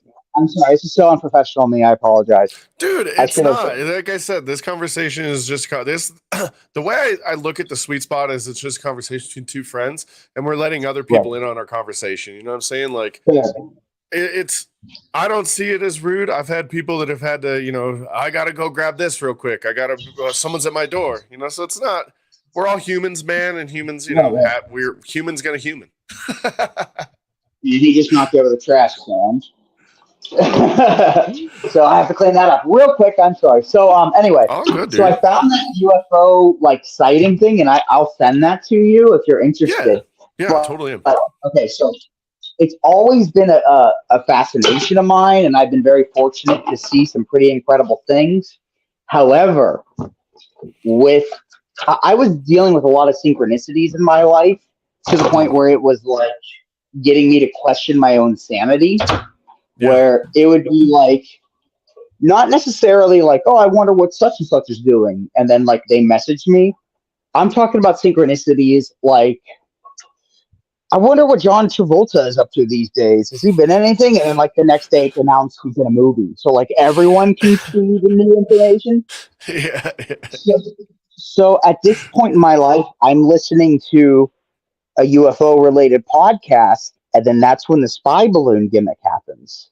And then that's when there were three other things that were spotted in the sky that not a lot of people know in the days after the spy balloon gimmick. Yeah, everyone's they did the spy balloon thing, and then the other three just got swept under the fucking rug. They didn't even really say anything. You have to like really, like me and you have to have your ears down to that rail to fucking know that there was other things too. Continue. Here's my theory real quick before I get off track. I think it was 100% we knew we were going to fire upon those UAPs, but we have never fired a missile over American soil. So that's going to raise concern. So I think what we did was we released the balloon ourselves, had all the cameras on it. Hey, look at this, look at this, look at the jet flying, and then it shoots it. And then cool, now people are going to assume anything else we shoot down is going to be a balloon, and they're not going to question it. So anyway, around that time, the UFO podcast I'm listening to, the shoot down. So I'm like, I'm getting back into the phenomenon, learning as much as I can. And one day I'm like, I'm going to lay down outside and just look at the stars and see if I see anything. Because I've always believed if you want to see something, they would show themselves. Yeah, facts. 100%. Yeah, our brains are freaking antennas, man. We're connecting to something else, So like we're sending those signals out. Anyway, keep going. And like I'm not saying like, oh, you see things you want to see and you'll try to attribute that to UFOs. No, I mean like literally open mind is accepting and visual. Yeah. So like, you know what? I've been really into this lately. I'm gonna lay it out on my deck, tomorrow night and give it a go. And then I'm on UFO subreddit and somebody else posts, hey, is there anything I could do to increase my chances of seeing something? And I was like, cool, you asked the question for me. And somebody posted this YouTube link and they said, well, if you listen to this while viewing, it will only help your chances. I went, that's interesting. So I'm planning on laying outside the next day anyway. So I'm like, may as well listen to this. And it's like, I don't really want to. Is it a piece of music? Is it someone talking? Is it the best way to explain it? The best way to explain it, it's like a frequency of strange sounds. And admittedly, I personally don't like sharing it, not because I'm gatekeeping, but essentially it's like a Ouija board in the sky. Like, I feel you. You don't know what you're inviting in. No, you know what I mean? You don't. We don't. I mean, they're interstellar beings. They could be physical beings. They could be, it's cute. Could be malevolent. Could be, could be evil. So like, unless someone's like dead set, like, yes, I accept the risk, I'll send it to them. But it's on YouTube. But like, I just wouldn't want something to happen to somebody. So I'm laying down. You feel a responsibility because you shared this information with them. I understand. Just like you say, hurt themselves breathing fire. Yes. So I'm laying down on the deck with my roommate and we're listening to it. And she's like, I don't get it. Are they supposed to hear this? And I was like, well, yeah, that's unrealistic, but you're thinking within Earth limitations, right? Like we know that airplane up there can't even hear us talking. But I don't know what that thing is. If there is anything, they could possibly hear us. So open your mind up more. Yeah. And then nothing's really happening. And then I remember telling her, like, well, we'll give it like maybe like 10 more minutes and we'll head inside. And then around then, a satellite appears, and I'm identifying it to her because she's never seen a satellite before. And I'm like, look, a satellite, and then it like disappears. I'm like, okay, that was weird. But maybe there's clouds I can't see. Yeah. So I'm looking at the flight path and I see an opening in the flight path of stars. So I know for sure there are no clouds in this spot. So Yeah. I'm looking, I'm waiting, and it never appears in front of those stars. So like that's really weird. This thing disappeared. Yeah. So then for some reason we rotate 90 degrees. And then she starts playing the frequency on her phone too. So essentially now we have two beacons, whether they can see the sound waves, like ripples in the water, How I it don't works, know. Yeah, we don't know. Yeah, we have no idea. I don't know, But right? somehow So we have it's two of connecting them. to them. Yeah, there's something. Yes. We've rotated 90 degrees. Now we're facing south. And a satellite appears in the middle of the sky. And when I say appears, it's because you're constantly scanning, right? Like it could have been coming a mile, but it's there, right? You know? Yep. It's in the middle of the sky. And I'm like, oh, look, there's another satellite. And then I remember, like I said to her, I was like, I wonder if that's weird. And I go to my flashlight app on my phone and I like shake my phone like this to kind of like wave at it. And brother, that thing we were looking at got super, super, super bright and super, super, super big and then vanished like a candle getting blown out. And I looked at her. Give me 1 second. I think my dog just went past the doggy gate. Lori. Oh, no. Oh, yeah. Yeah. You see that? Uh-oh. He knocked that down. Lori. Took a bump. He broke out of the hell in a cell. Hey, you're not allowed up here. You know that. Come on, downstairs. Sorry about that. Oh, is that a fish tank? Yeah. It's a 65-gallon glowfish tank. Everything. I love the colors in it, man. Those neons. That's a kitty. The room is a mess. I'll have to send you a picture when it's dark. If ever my family's from Pittsburgh, so if ever we go back out there, that's so cool. Why didn't you tell me that? I mean, we just, that's why we're doing this, baby. Do you know whereabouts in Pittsburgh? I couldn't tell you. They moved to Colorado before I was born, but Hunsingers. Okay. If you know any Hunsingers in that area, Hunsanger. We don't talk to them. No, I'm just kidding. Continue the story though about seeing the light. It blinked, it flashed, they signaled you back.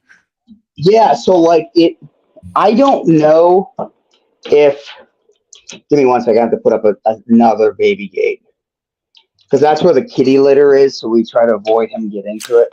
Yep. So yeah, it was really weird because like when I say it got brighter, it didn't like just get brighter. It like I'm out of breath now. 1 second. That's a lot of steps in my house. I'm talking while doing it. Talking and running after your dog. Yeah, right. It didn't like just get brighter in the sense of like somebody turned on their high beams on their headlights. Yeah. It had like emotion to it. And the best way I can explain it is if I see you have glasses, when you're getting your eyes tested and the optometrist is like, all right, what's clearer, 1 or 2? And sometimes you can see that lens kind of up and to the right before that. It kind of like there was something that moved and then it got brighter as if, I don't know if it was like a magnifying glass I don't know. Okay. Yeah. I cannot explain. I can't comprehend what I'm trying to explain. I can't understand comprehend the movement though. It's like it went from like there was some like okay. Bizarre. I've never seen anything like it before. And then it almost vanished. like a blinking of an eye, right? Like a blinking of an eye. Like if you see like a snake or a lizard or a crocodile, how they have that lens that goes over their eye. Kind of, yeah. But I would say like it wasn't like an instant increase in brightness. It had like Yeah. it had that motion to it where it was like that was weird. So then it Okay. disappeared, and I said, I was like, "Did you just see that?" Because it was so unbelievable that I wasn't sure if like I was questioning my own eyesight. She was like, "Yeah, what was that?" And I was like, "Oh, okay, you saw that too. Cool, cool, cool." And then like I want to say no more than half a minute later, another satellite appeared. This time it was coming from like the two previous ones were moving from the left to the right. This one was coming from the right to the left on a different flight path. And I was like, Yeah. oh, look, there's our friend. And I go to the flashlight app and I wave it again. And brother, it does the same exact thing. Yeah. That's wild. I don't know if it illuminated the light of the ground around us, if it shined a spotlight on us. I don't Yeah. know You don't if it know. Yeah. I don't know if it got closer to us because that would also look like it was, bigger and brighter, Yeah. but it Yeah. Yeah. vanished. Yeah. Yeah. And I couldn't believe it, right? So then the upcoming weekend, we specifically drive to a state park where there's not a lot of light pollution. I was like, well, we got intelligent reply with this frequency. Let's do it. So we're there. We're at this dark park after hours. We're not allowed to be there. We don't see anything. And then state rangers come and they say, hey, you guys can't be here. So we drive home. So it's about an hour away. So we drove an hour away. Now we're driving an hour back. At this point, it's like 11 o'clock at night. I'm taking Rorschach here on a walk once we get home. And in my field of view, like I live on a hill. So like certain angles, if I look straight, literally, it's like looking at the ocean, like the horizon. It's like the sky's in front of me. It's not like I have to look Yeah. up, right? So in front of me, there's an orange light, like anomaly, circular, moving left to right. And I've since downloaded a flight tracker app. I've downloaded a constellation app. Like I try to debunk everything, right? I'm telling you, brother. I'm telling you. So I'm like, that's really weird. And I want to say that I tried taking a picture of it, right? I pull up my phone, I'm taking a picture of it, and it vanishes as I pull my Uh, phone up. It disappears. When I say vanishes, I mean, once again, it's like gone. if there was a candle and you blow out the candle, there's even more proof that the candle was once on fire because there's a smoke trail, right? Yeah. This is like anything disappearing and there's no sign of it. There's Yeah. no contrails, there's nothing. And I was like, whoa, that was really weird because I wasn't actively listening to the frequency. So then I walked down a little bit more. I got chills now talking about this. I walked down, like I'm walking towards where that anomaly was, and I walked down a hill, this back alley, and for some reason I stopped. I turned to my right, and there's an anomaly right immediately above my head that was behind me that I didn't notice. But here's the thing: it was significantly bigger than all the other ones, and it had a red light blinking unlike any sort of aircraft I've ever seen. Because I also want to point out, I live 5 minutes away from a private airport. Whenever Okay. WWE comes to town, they fly their corporate jet there and then travel because it's a private airport. I've Yeah. grown up knowing what airplanes look like. I've grown up knowing what jets, what helicopters, like Yeah. that. I know, right? This thing had this red light that was blinking so Sounds that they fast. make too, the noises that all of those things you just Right, yeah, mentioned, this didn't they have any make, sound. It had yeah. no Yeah. Yeah. sound. Yeah. This red light was blinking so fast. It was like blink, blink, blink, blink, blink, blink, blink, like almost as if a ceiling fan was on its full speed.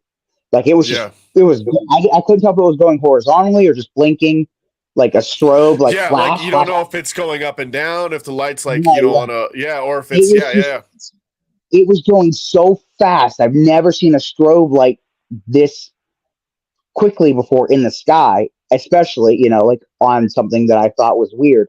So then my first thought is blinking red light. I need to make sure this isn't a plane. So I go to that flight tracker app, which is why I told you about this, No. and I aim it toward the thing, vanishes. Literally 2 for 2 times on the same walk. As I held my phone up, it vanishes. And I realize how bullshit that sounds. I Yeah. realize I'm I telling you. realize how convenient that sounds. And I Yeah. realize how frustrating that is because, we've only met a week ago and you don't know me from a hole in the wall. Like, I promise to you on my wrestling career, on my only working ear, I promise on all my dog's life. This That is the honest to God's truth. Like, it is not like, oh, my brother unlocked Ermac on Mortal Kombat, but he's away to Canada, right? It's Yeah. not like Yeah. I realize how bullshit it sounds. But Yeah. honestly, whenever I pull up my phone, they vanish. So then I'm going on the rest of my walk trying to process what the hell I'm looking at. What the hell did I just see? Because this is concerning now. Because this Yep. is an hour, essentially 2 hours after playing the frequency. These things appeared closer than they've ever to that point. Yeah. Um, and they're vanishing. So I was trying to process it. And the best way to explain, they have very weird characteristics. It's at the time I told my friends they float. And that's Yeah. so hard to comprehend It's like they because ignore gravity is the way I describe it. yeah, and it's Yeah. like I can It's like tell they're that their there's own no thing. emotion. Yeah, Yeah. but the best way to even explain it, they are .png files in Photoshop and we're .jpegs. Yeah. 100. Yeah. Perfect. Yeah. Yeah. I mean, that's a good way of putting it. Yeah, for sure. Yeah. That and like we know if we're on the other side of the computer screen that we can move those PNG raster files around, Yeah. right? But the Yep. JPEGs below the layers don't know that, and Yeah. like that's the best way to talk about it. But then I've now unlocked the hitchhiker effect. These things appear to me without using the frequency. No. Um, and it's weird because like they always look very weird. They're always orange tint, and I evaluate them, and it isn't until they disappear before my eyes that's when I realize, holy shit, that was an anomaly for sure, right? And Yeah. it's like I Yeah. can't do Yeah. anything. It's gone. But there's been times where I didn't have my phone in my hand, and I'm seeing one appear, and I'm thinking, oh, I need to take a picture, and just thinking that they vanish, Yeah. It's crazy. Yeah. thinking, I've had and my own I experiences with them, so yeah. I understand that side of things. So yeah, dude, it's definitely weird as fuck. That's the best way I Long can story put it. short, Like, I want to wrap up, and then I want to get to you. It's almost nine yeah, o'clock here. I got to eat. yeah, dude, same. At the same time, experiencing this, I'm also waking up in the middle of the night, absolutely terrified, like a fear unlike anything I've ever experienced for Yeah, no reason. No reason. No loud bangs, no cat jumping on me. Absolutely terrified to the point of tears, borderline yeah, tears. I remember even vocally saying, okay, I won't go to Colorado. I'm sorry. Like I was that scared. And that's the only thing I can attribute to is something. yeah, My one coworker thinks that I'm actively being abducted and then coming to in my bed. I don't think so because every story I've heard of somebody being abducted, they've seen the craft and like walked towards it. I've only ever seen anomalies. I've never seen a nuts and yeah. bolts craft. I've never claimed to see any sort of humanoid, right? Mm, I'm looking into getting hypnotized to see maybe there is something to this, but terrible fear every night. Thankfully, it stopped. And then one night, I'm walking him, specifically looking up, trying to find something. Didn't see anything. Turn the guard down. Figure the walk is ending. One appears, and I caught it on video, and you could see it vanish, and you can see like it's really erratically, and like I promise, it looks like it could be a smudge on my screen. It could be a bug. I promise it's not. Like it is what Yeah. I'm telling you. Right? Yeah. And Yeah. another night, I'm walking him, and literally, it's just kind of hard for me to talk about. Literally, randomly, one of these anomalies appeared no more than 3 feet away from me, eye level, exactly 90 degrees as I passed it. It the best way to explain it, it's like it waited for me to know that it was in the corner of my eye. Like the best way to like so like there's a hillside and there's tall grass and like it's a complete dark background. Like Yeah. there's nothing it could have been. And it like materialized as I passed by. And just thinking on a human day to day life, if if I'm walking past tall grass and a bird flies up next to me, like that's gonna startle you, right? Yeah. Yeah. This thing looked like a goddamn flame in midair, like bright goddamn orange, and it whisked in and out. And I got goosebumps now talking about it. I could have touched it. I Yeah. could have touched it. And it it shook me to my core because like I'm always thankful that I'm experiencing these things, but Yeah. now they're getting closer and closer and closer to me. I don't know what they are. I don't know if they're evil or not, right? And that's Yeah, like you said, really you don't know what you let in. You know, it's like you said, it's a sound, right. like it's an audio Ouija board, essentially. Yeah, and the fact that it like I could have touched it, and I ended up like calling my dad and just was like, hey, can you just like say a prayer for me? Because I've also kind of found spirituality too, Yeah, going from atheist to like agnostic because like I'm 100% I'm agnostic. Yes, I'm experiencing shit that science is telling me isn't real. exactly. Yep. So who am I to say religion isn't real because science says it's not, right? Yeah, So yeah. like I opened my mind to religion and I was like, hey dad, can you like kind of like say some sort of protection against me? But they've I think appeared with people with religion, I think people hear that word and they hear a manipulative thing that people can use to manipulate right, others for sure. Facts that you know right, it's proven, but religion is beyond that. You know, it's not just some money making scheme right, where people sit down and pray. There's a lot of religions that aren't uh, manufactured right, and right. mainlined into people. Anyway, continue. Sorry. Right. No, no, no. It's funny because like now I have like so many theories just about life, and I'm thinking about things on a level that I would have never even like given a second thought to, like trying to understand quantum physics in the fourth dimension. Yo, Like yo, I've opened, I've opened my mind to topics that I would have never considered before. So if nothing else comes of this, the growth that I've seen in my mental capacity, so to speak, and my Mhm. understanding and desire to want to understand is so positive, then all of it's worth it, right? That's But such a good phrase. The desire to understand.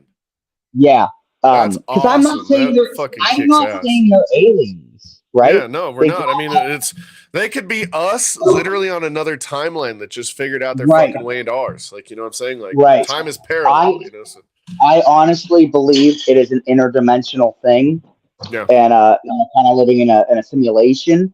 But it could be that's another. future you letting you Yep, know, coming back, letting you know, hey, you were on track. yep. I and that's a whole topic for another day that I'd love to come Yeah, on and what- I'll tell explain you. about how like the way that like life has taken me to where I am right now and the coincidences. I didn't even begin to tell you about the strange coincidence I had in Denver at Primos. There Mm, was a crazy mind bending thing that happened to me that I can't even begin to talk about because we've gone 2 hours. But yeah, dude. I would love to We'll run talk to it you about back, that. obviously. Yeah, yeah. So what was your experience? And we'll wrap it up. For me, I've had a couple weird things happen. When I was about 5 years old, um, I slept in my own room, which was different than most kids, right? A lot of kids usually they slept with their Yeah, parents, yeah, or if they did have their right, room, like they had a nightlight or whatever, right? yeah, I was on a whole different floor. Like my dad was upstairs, I was down here, yeah. you know, and I always slept with the kitchen light on because my room was right by the kitchen, so like I could have Okay, that like light. Um, right. laying in my bed, just laying there, and I roll over and I look towards my doorway, the door frame, and there's someone standing in my doorway. Oh And I'm my like, god, I what had the the same fuck? exact experience. And I Same exact scream experience. and I go, Dad, oh my God, oh freak. I pull my head over my covers. And the thing that fucks me up to this day still, like you said, goosebumps, but my dad came running down from upstairs. Doom, doom, doom, doom, doom, doom. I heard him come So it running down the definitely wasn't stairs. him. Yeah. And when I look back over, no one's in my doorway. And then my dad searches the whole house. All the doors are locked. All the windows are locked. No one's there. Oh, okay. So I'm assuming it's either, oh no, Shawn's gone. It's okay. I love you, Shawn. I appreciate you, brother. Appreciate you for coming through. Um, I'll see if I can get him another invite, see if he's able to join. If not, let's see, copy. If he can join or not.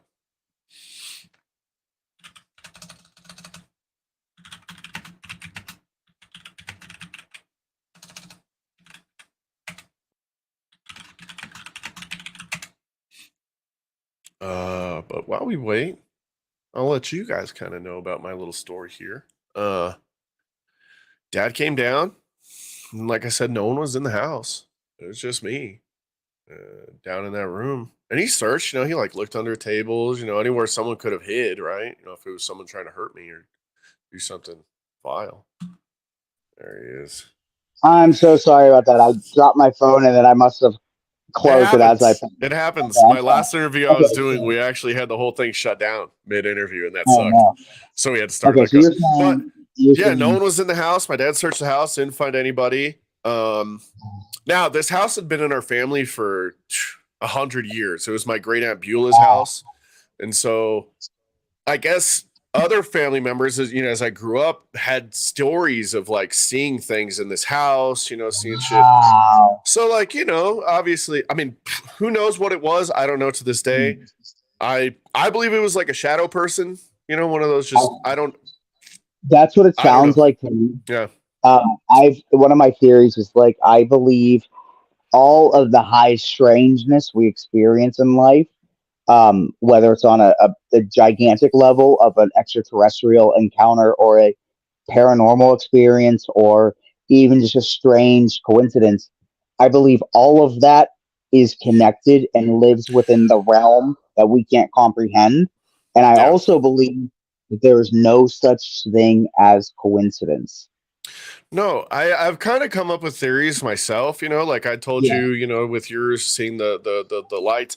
It could have been you coming back, a yeah, future yeah. you. It could Right, be spirit you, because who knows what right, happens to us when we like actually die. Like right now, this right now could just be a replay copy of what's happening, and for some reason we're experiencing it. Who right. knows? Yeah, I don't know. But yeah, my the theory is that it was me coming back to look back on okay. myself, like looking back on my life, like, oh no, there's me as a kid, man. And I got caught and I was like, oh fuck, and I disappeared. That's my theory. See, Now, the other story, I think something similar real quick. Sorry to cut you off. yeah, Is no, I do your thing. have a theory of that phenomenon, but I Hmm. think that is manifested in deja vu. So like Yeah. our future self comes back not to change the world, but to experience a particular moment.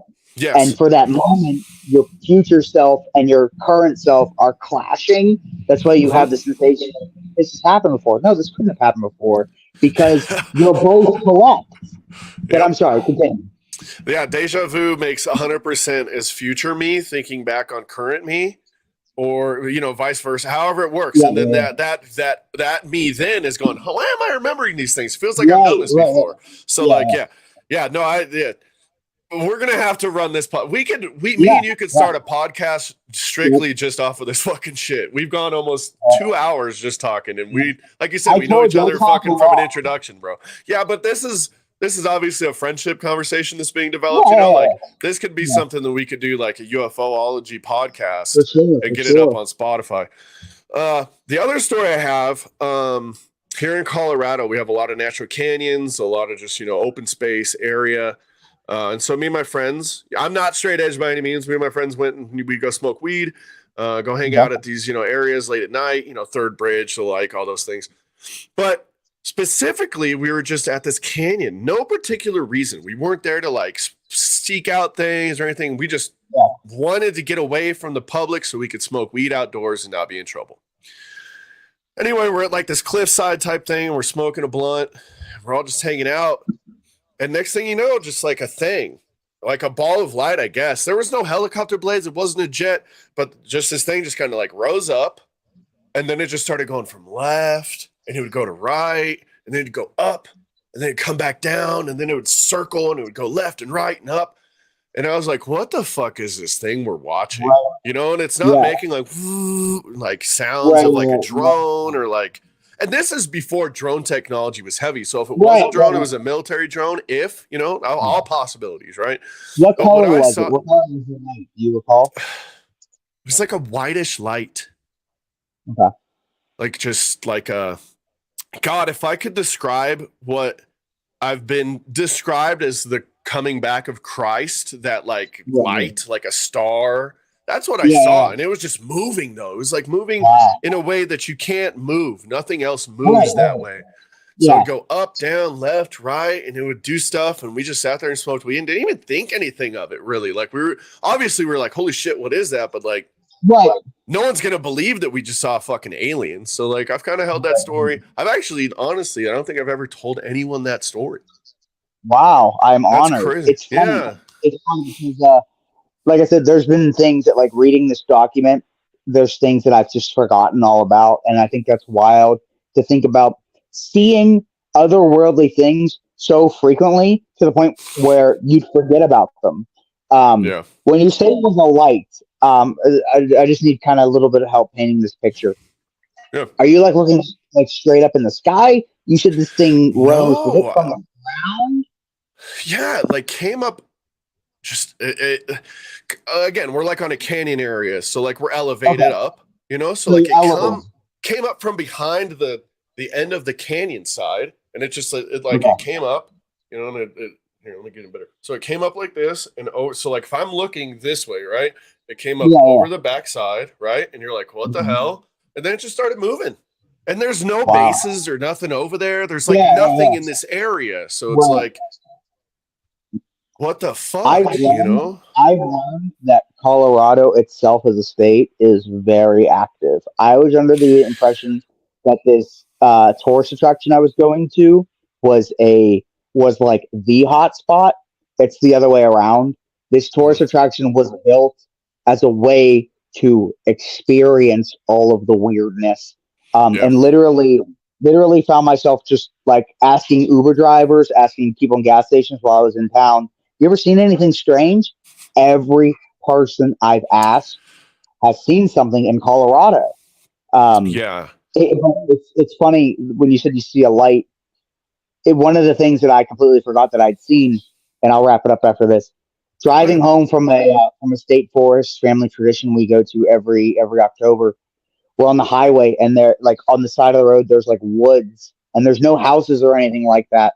And as we're driving, I see a ball of light come up from the ground. It was pretty quick. Like when I say like it rose, like it went like, and then like it went to about like halfway to the top. Like it wasn't like, it didn't like escape the trees. Like it didn't, it got maybe like halfway as high as a tree and vanished. Right. Mm-hmm. It was so fast. And like we were moving too, like I just had to be looking at the right place at the right time. And I couldn't even comprehend what I saw. And my brother was sitting behind me and he goes, I just saw, and I was like, you just saw that too? And to this day, like it's funny because like we couldn't figure out what that was. So we just didn't try to figure out what that was, right? Like we were Yeah. driving, we had no way to figure it out. There weren't any houses. The only thing I could think of would be, like just trying to put a human limitation on it would be like a firework, but Yeah. logically it didn't make any sense because like it didn't have the only characteristics of a firework was that it ascended and then it wasn't there anymore, but it didn't have a Yep. trail, it didn't explode. And then logically, it's like 9 o'clock at night in the state forest. There's like people aren't going to walk into the woods and just light off one firework. Nah. Not like that. And Like you said, it's no, going to be right? multiple. It's going to be, you're going to see a fire, you're going to see a Yes. bonfire, And you're going to there's see the people. trail. Yeah, Yeah. it was, and it's funny. Like that is such an otherworldly experience that I saw with my own eyes, and I forgot all about it. Like, how do you forget about that? But Yeah, it's weird. This whole situation, man. This whole Earth, humans, Yep. what we are. It's weird. Real quick, my mom had seen one too when she was young. She had a 1972 Chevy Nova. She was driving through the woods with a friend, and a cigar-shaped craft was above her Nova, and they followed it. They fucking followed it. Yeah, and they said, her words, there was square portholes, and she could see, and they followed it in her Nova, and she had a 350 Super Sport, so she was fucking cooking, and they couldn't keep up, and it fucking disappeared. Yeah. I got another story I'll tell you in private because it's a little more, it has to do with skinwalkers and Navajo tradition and shit. But yeah, it's funny you mentioned my buddy and I are looking into going out to Utah to try and take a tour of Skinwalker Ranch. Like we're literally talking about. Fucking pick me up on the way out. Let's go. For sure. I'm down. I don't think they do tours though, so we're gonna have to maybe pull some strings here. But we'll figure it out, dude. We'll figure it out. I appreciate you, Shawn. Thank you for sharing all your stories here with me on the Sweet Spot, dude. 2 hours. I think this is my longest podcast yet. Like I said, it felt like we've been friends for years, dude. I hear. Oh my god! It's so weird. I literally hear those sentences word for word after every podcast I do, and that is the best goddamn feeling. That's good, and for me as a podcaster, it's nice to have someone who can give a story. I've had a few, and I will never ever name drop, but there have been a few where it's kind of, hey, so what do you do here, and what's your passions? They're like, I like Legos. Oh my god! Like, well, that was a good question. On to the next one, but you gave me a ton. And we still have a lot that we can cover, going forward. Oh, absolutely. And if you do want to do, we could do a supernatural anomalies, special edition sweet spot if you want. We can get into all the shit, bring in some of your friends and stuff, and share some more of your knowledge. Again, thank you, Shawn. I'm gonna let you go get some dinner. I'm gonna go get some dinner, and we'll run this back, dude. I really had fun with this, and hopefully I get to see you at Primo's sooner than later. Yeah, it sounds like I might be coming out soon. If it was up to me, it'd be every show. Just getting JV here. The more people pushing for me out there, the more likely it'll happen. I had the time of my life out in Colorado that weekend. If I didn't have the life situation that I do, both positive and negative, I would move out there in a heartbeat. That's how much I enjoyed it out there. Like a lot of people fall in love with the Primo's locker room when they get to it. A lot of people fall in love with that setting. Incredible. Yeah, we recently got rid of all the bad seeds and all the weird bullshit, and now it's just a fucking clean slate. Everyone's in it for the same goals. The best damn show we can possibly put on. I clicked with so many people backstage. It was great. It was just the hospitality. Like it's not that I never I never feel like I don't belong or welcome, but like the hospitality and like the willingness for people to like chit chat. Like Johnny Crash and I talked about bands and stuff, and Frenchie talked about giving an advice or something. Like it's just incredible. I can't wait to come back. So thank you for having me on. It's been a blast. There's so many more stories to tell you. Because I actually got interesting footage from this watchtower that I'll send you in private that we can talk about next time. Exactly, and like I said, we'll do a special episode, you know, because you're obviously into UFOs, like I'm into UFOs. We have a lot of cool stories we can share. Sorry, brain's starting to fucking crap out on me. But I'll let you get some food, dude. Thank you again. I appreciate you, Shawn, and I'll see you Thank you. ASAP, brother. Happy Thanksgiving, buddy. Yeah, you too. Happy Thanksgiving. All right, y'all. That's been the Sweet Spot. I'm Mark Sweets.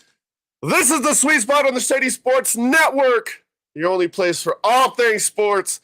Please be sure to give us a like and a follow. I'm going to leave you guys with a little bit of brand action before I get out of here. Again, thank you guys for tuning in. Go ahead and give Shawn some follows. That's Shawn X Phoenix. Go ahead and give him a follow. All right. I love you guys. I'm rocking with Sweets. Later, y'all. SeatGeek is the ticketing app for fans like the High Five Strangers guy. Game-winning interception. First down. Just a nice, solid tackle. If you're in arm's length, you will be swapping skin with this extrovert. You see, he knows SeatGeek got him a great deal on tickets, so he can focus on what he does best, smacking palms. SeatGeek handles the tickets to sports, concerts, and more, so fans can fan.